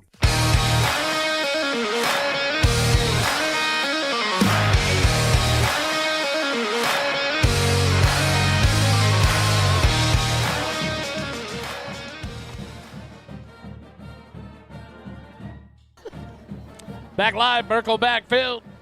Hold it. A Georgetown touchdown drive summary. Last drive, 6 plays, 54 yards, took 3:41 off the clock, and Georgetown hits the half-century mark, 50 on the game. PAT gets blocked, so no 51. But what a job by this offense to respond after a sluggish first quarter to put up 50 points in this ball game. What a job by this coaching staff to make adjustments like that, and then the players executing at a high level. Liam Capper to kick it away. It'll be a high, short kick near side. Victor Bala will take it on a fair catch this time at about the 29-yard line. And Glenn will take over 1st and 10. Well, Lampasas and Buchanan Dam, get ready. It's fixing to start raining out there. It hadn't got near us yet. It's still about a county away. Thank goodness. We got 7 minutes, 15 seconds left in the ball game. Run the ball. Just keep the clock running, please. In other action in District 8, Leander Rouse, 31. Leander, 7. Third quarter action. Rouse is just such an underrated team. And they are turning it on at the right time. Georgetown Eastview, 49. Chaparral, 0. That's the final. And over in Cedar Park 49. Lake Belton, 21 in the fourth quarter. Luke Carter back in.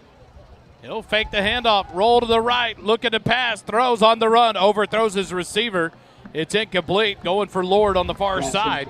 Incompletion brings up a 2nd and 10, 7:07 remaining here in the ball game. Luke Carter throwing the ball 6 of 18 for 73 yards. They just have not been able to find any sort of rhythm. Obviously now down many scores, but even earlier in the game when it was 0-0, 7-0, 14-0, they just have not been able to find consistent pass threats or pass attack to get him in rhythm, get him comfortable, and just try to jumpstart this past game. Handed off right side.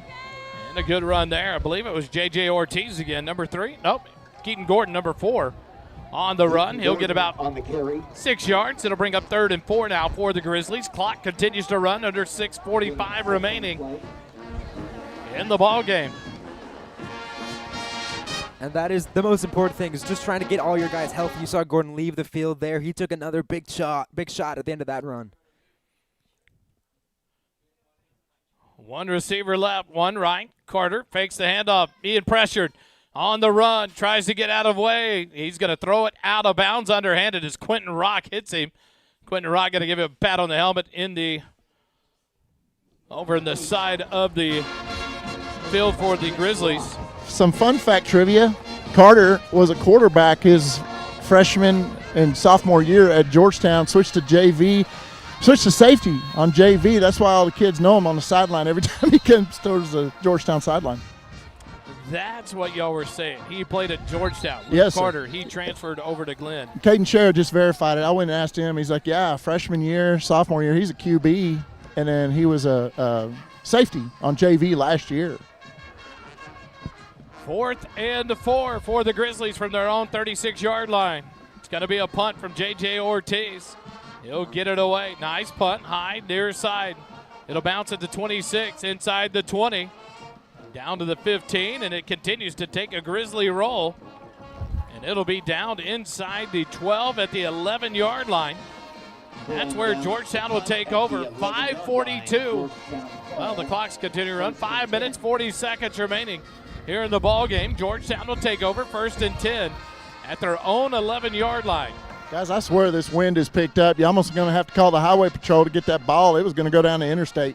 This wind is just a wall of wind down here. It's more than it was when we first started this game. It's just like that outflow boundary is just inching closer to Birkelbeck Field. Yeah, unfortunately, I think it's not going to get here before the end of the game. So, yeah, I wanted to announce it, right? The clock now running again for some reason, even though it's a change of possession.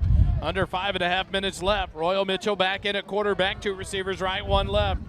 Turn, hand it. Weston Stewart right side. Cuts back up through the middle. We'll get up to about the 14-yard line. It'll be a gain to 3. Bring up 2nd and 7 for Georgetown. I guess the clock operator wants to get out of here like everybody else. He just decided to run it as Georgetown hadn't even snapped the ball yet. And it might be something between the coaches that maybe they just agreed to run it. I think it's only in UIL, in 6-man football, is there a mercy rule and a running clock at a certain point in the ball game. But I wouldn't think they would make that agreement, but you never know. I think at least the officials would announce that their teams have agreed to do a running clock. Royal Mitchell will send Will Davies in motion to the left side. Hand it off. Stewart, right side. Cuts back left side. Weston Stewart off on the run. 40, 45, 50, 45, 40, 35, 30, 20, 10, 5. Touchdown, Georgetown. Weston Stewart to the house. That's made possible by Will Davies' motion out to the left. It really got all the eyes on defense shifting towards him. It was a great call there. The motion pulled the defense, and Weston Stewart, a beautiful cut back, and he took it all the way to the house for the touchdown. A long run for the junior tailback. He gets into the scoring sheet as well. So now Guyton, Walker, and Stewart all on the scoring sheet tonight with touchdown runs of their own. The Oak Ridge Disciple House extra point attempt. It is up. It is through the goalpost. It is good. 4:13 remaining here in the ball game. Georgetown leads it 57-14 over the Glenn Grizzlies. Quick timeout. Eagle football continues in a moment. The Golden Rule is located at 606 South Church Street in Georgetown. The Golden Rule offers an amazing menu and even better atmosphere. Enjoy a wide variety of menu items like Cantonese riblets, Texas fried quail, roasted beet salad, an elk double smash burger, and much, much more. Join us for Sunday brunch with a delicious selection of food and drinks. Give the menu a look at goldenrulegtx.com. The Golden Rule, above all else, goodwill, friendship, and kind regard.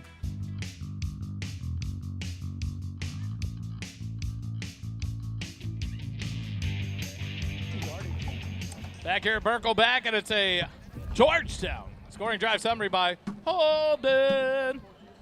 An easy one, 2 plays, 89 yards. And it took 1:15 off the clock because the clock kept running as the touchdown animation was on the board. So he scored with 4:30, and they bled it all the way down to 4:13. But an 86-yard touchdown run by Stewart. The breakaway speed, so impressive, just outrun everybody to the end zone. Liam Capper on the Syntex shirt embroidery kickoff, middle of the field. Fielded at the 24. J.J. Ortiz to the right side. He'll be hit and taken down at the 40-yard line. And that's where Glenn will take over. 1st and 10 at their own 40-yard line with 4:13 remaining in the ball game. Junior Landon Hammett on the tackle. Landon Hammett, another one of those linebackers. And that time the clock didn't run at all during the kick return. They're making up to 17 seconds. Yeah, naturally. Yeah. Got to get it right. They got a stopwatch in there. Tick-tock, tick-tock. Tick, tick, tick, tick. Now it starts for whatever. Let's go. My goodness. It's fine. It's fine. It's fine. Yeah, it's fine. Everything's really fine.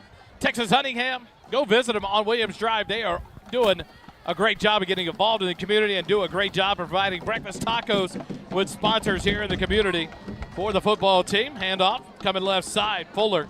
It's hit, tackled at the 45-yard line. Gain of 5 brings up 2nd and 5 for the Grizzlies. Clock continues to run under 3:40 left here in the ball game. Appreciate Leander Glenn, number 70, trying to stretch out number 95's leg at the end of the play. I guess he thought he had a cramp, but he was about to bend him over backwards. The play was over. 2nd and 5 for the Grizzlies at their own 45. Carter looking to pass. Pressured. He's going to run. Being chased. Quentin Rock's on the run. Almost had him, and he got laid out. Hangs it up, and it's incomplete. I don't know where that flag's going to be.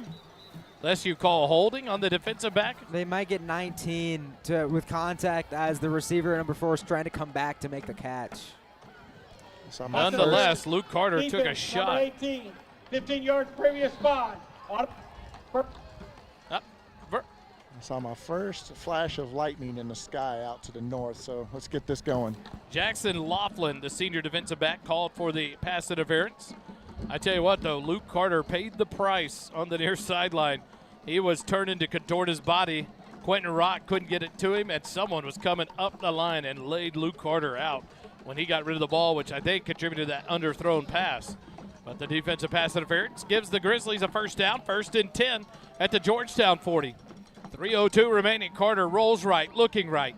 Looking to pass is going to be run out of bounds. He pitches it underhand out of bounds. As he runs out of bounds. Doesn't stop the clock. Or it does. Yeah, incomplete pass will stop the clock there. And like you mentioned. Supposed to stop the clock. Yeah, who knows at this point. But like you mentioned, Dave, with the lightning on the horizon now, you really just want to see them wrap this game up quickly, running the ball, keep the clock moving. Yeah, because it's still about land past this Buchanan Dam area. It's kind of slow moving, but it's going to get a good bit of rain, a lot of lightning. But big thing is wind, so when you get home, pick up the lawn chairs in the backyard. Like I said, the clock will continue to run. 2:40 remaining. Snap back to Carter, fake the handoff, pass out right flat, dropped by the Grizzlies. It was a 5-yard completion waiting to happen there, but DeMarcus Davis lets it go through his hands. That'll bring up 3rd and 10 now for the Grizzlies. 2:34 remaining here in the ball game. And if the clock runs here, then we might actually have to consider the fact that maybe the coaches agreed to a running clock. It is currently still paused, but yeah, the clock running on incomplete passes and not running during plays, it's been pretty dicey here in this 4th quarter. 2:34 remaining, 3rd and 10 for the Grizzlies. Carter gets a snap, hands it off right up the middle, breaks a tackle, and continues to drag people, but then hit, and now push forward. It's going to be enough for a Grizzly first down up to the 29-yard line. What a hard run there by Fuller of the Grizzlies, and getting help from his offensive line. Turns out to be an 11-yard run for a Grizzly first down. A heck of a leg turn there just to keep his body moving. He got some help from his buddies on that offensive line, pushing forward a first down run on 3rd and 10. A lot of seconds in there on defense now. Coming off to the sideline, one of the defenders gets off the field. Georgetown ready to go. Under 2 minutes. Nope, they'll stop the clock. 2 minutes remaining in the ball game. It's a 2-minute timeout here at Burkle Backfield. We'll be back. Eagle football continues in a moment. For all the fly fishing, hunting, and outdoor enthusiasts, River and Ranch Provisions is your one-stop shop for the gear you need. River and Ranch offers a large selection of outdoors and hunting supplies. Cody, Brad, Sam, and Tim have put together a high-end outdoors outfitter with high-quality services to make everyone feel welcome and important, regardless of your experience level. Come see what we have to offer at 807 South Austin Avenue in Georgetown, or visit our website at rrpgtx.com.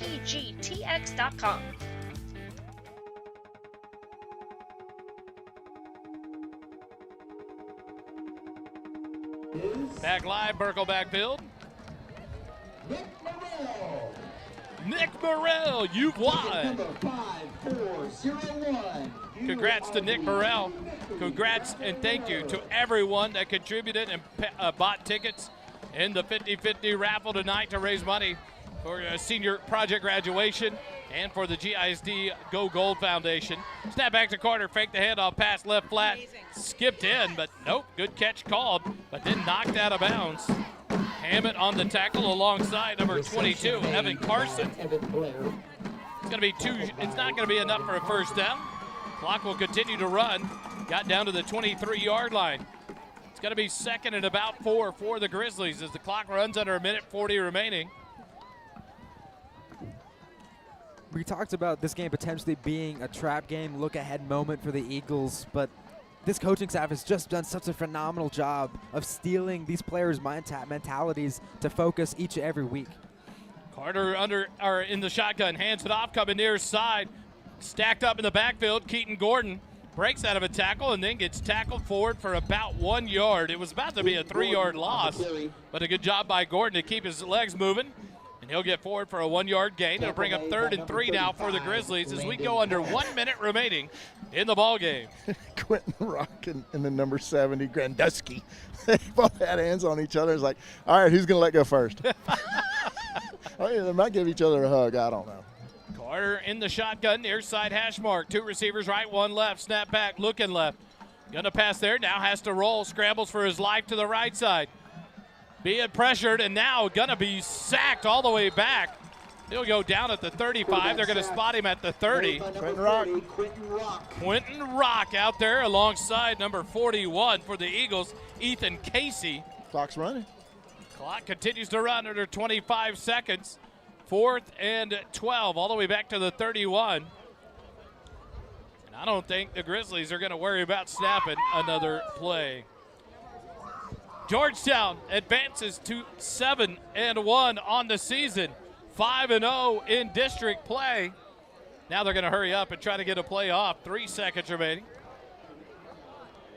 And that will be the ball game. Carter wanting to get a snap off, cannot do it. And the ball game is over.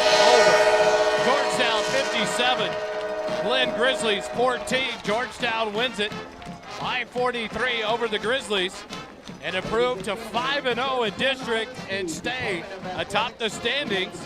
Right behind them will be Eastview and Cedar Park. Rouse and now it'll be the Lake Belton Broncos in moving down to 4th place right now, but now Rouse is in a spot to play spoiler for Eastview. That's a big battle coming up between Eastview and Rouse next week. Georgetown victorious. We'll take a quick break, come back, wrap it up. Eagle football continues in a moment. Struggling with addiction or know someone who is? There's light at the end of the tunnel, and it shines bright at the Oak Ridge Disciple House. As a 501c3 Christian ministry, they are dedicated to helping men aged 18 and older rebuild their lives free from the chains of drug and alcohol addiction. Be reminded, there's always hope, always a new beginning. Discover your fresh start with the Oak Ridge Disciple House. Proud supporters of Georgetown Eagle football, because just like the Eagles, the fight at Oak Ridge never dies. Find out more at oakridgedisciplehouse.com. For an old-fashioned dining experience, visit Goldberger Diner on the square in Georgetown. When you walk into this 50-style diner, you'll be greeted with a smile and treated like family.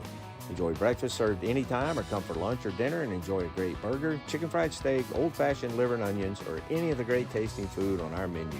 Goldberger Diner is located at 109 West 7th Street in downtown Georgetown. Goldberger Diner, serving great food to great people.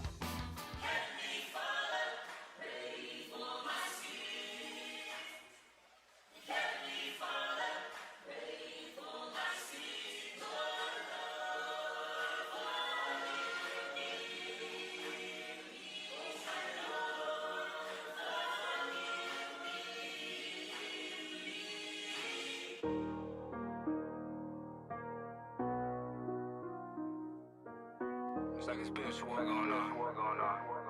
Better be prepared. Yeah, I ain't alone in the booth. Yeah, the spirit of work. Turn the microphone up. Yeah, I'm trying to be heard.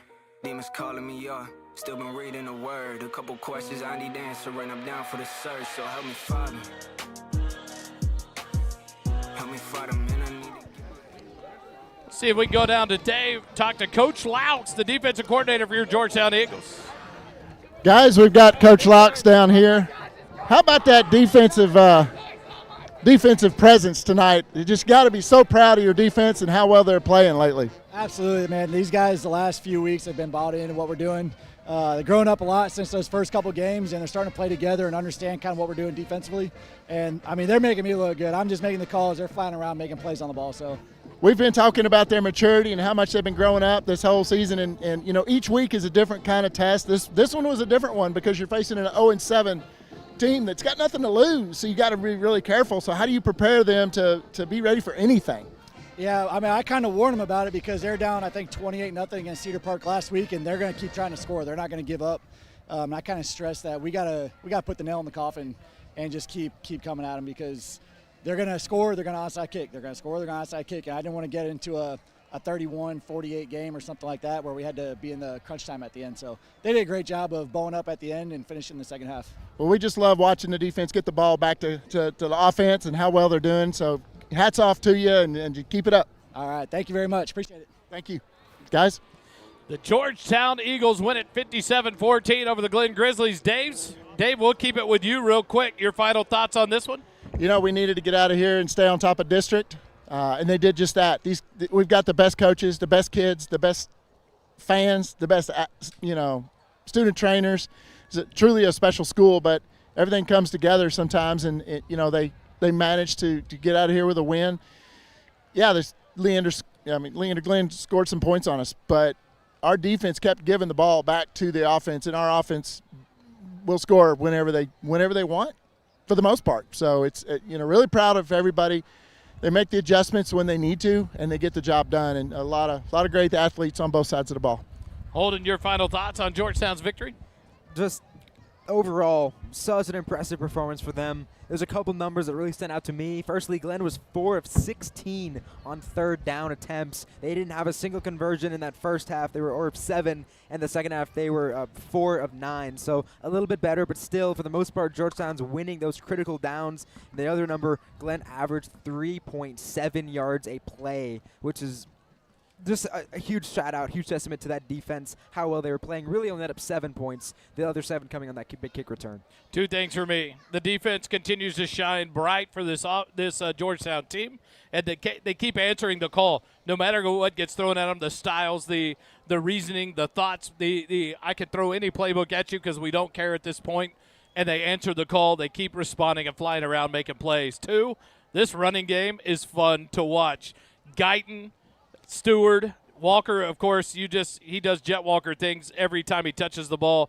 But what a job by Zach Guyton and by Weston Stewart. Those are the 2 that you're going to continue to see next year when Jet Walker's up in Morgantown in West Virginia doing Jet Walker things there. But, man, what a show by this running game. And they continue to show out and carry this offense, and that's what gets me excited knowing we've got a tough test next week on the road on Halloween at Lake Belton, taking on the Lake Belton Broncos, and then coming back home against the tough Cedar Park Timberwolves team. Kelly, we missed you, buddy. Hope you enjoy your time in California. I hope it rains, it's cold, something, you're miserable, whatever. But you're not here with us, so we miss you, buddy. But thanks for joining us tonight. For Dave and for Heath down on the field, for Holden up here, for Jerry M making it happen, and for Joe Lissa helping Curtis out tonight with the cameras, which we got the feed, so that was good. So it's like she helped us.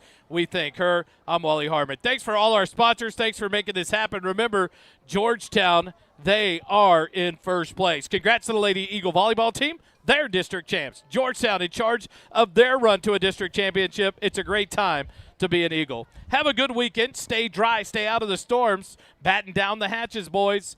It's never too what's my saying? Do you need me to say it for you? Yeah, what is it? It doesn't cost you a dime to be kind. Have a good night, everybody.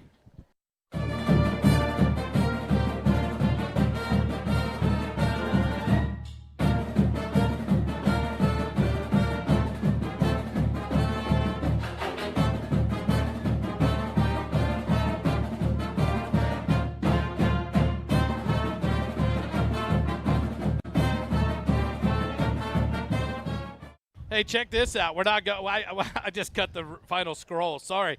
I just got a note from the coach's box. Tennyson Dean broke the single-game sack record tonight with 4 sacks against the Glenn Grizzlies. So the dog continues to do dog-like things for this defense. Tennyson Dean, man, what a fun guy to watch play football. But congrats to Tennyson Dean and all the effort he pours out on this defense. Wow. And you got to watch it up close, Dave. I'll tell you what, that guy is flying all over the place, and he's getting through the line like crazy. It's fascinating how elusive he is, and he's in the backfield quick. And what a game he had to set the single-game sack record here at Georgetown. One that you got to think has probably been around for a while. Tennyson Dean does it here in his senior year against the Glenn Grizzlies. All right, now we can wrap it back up. It never cost you a dime to be kind. Have a good weekend, everybody.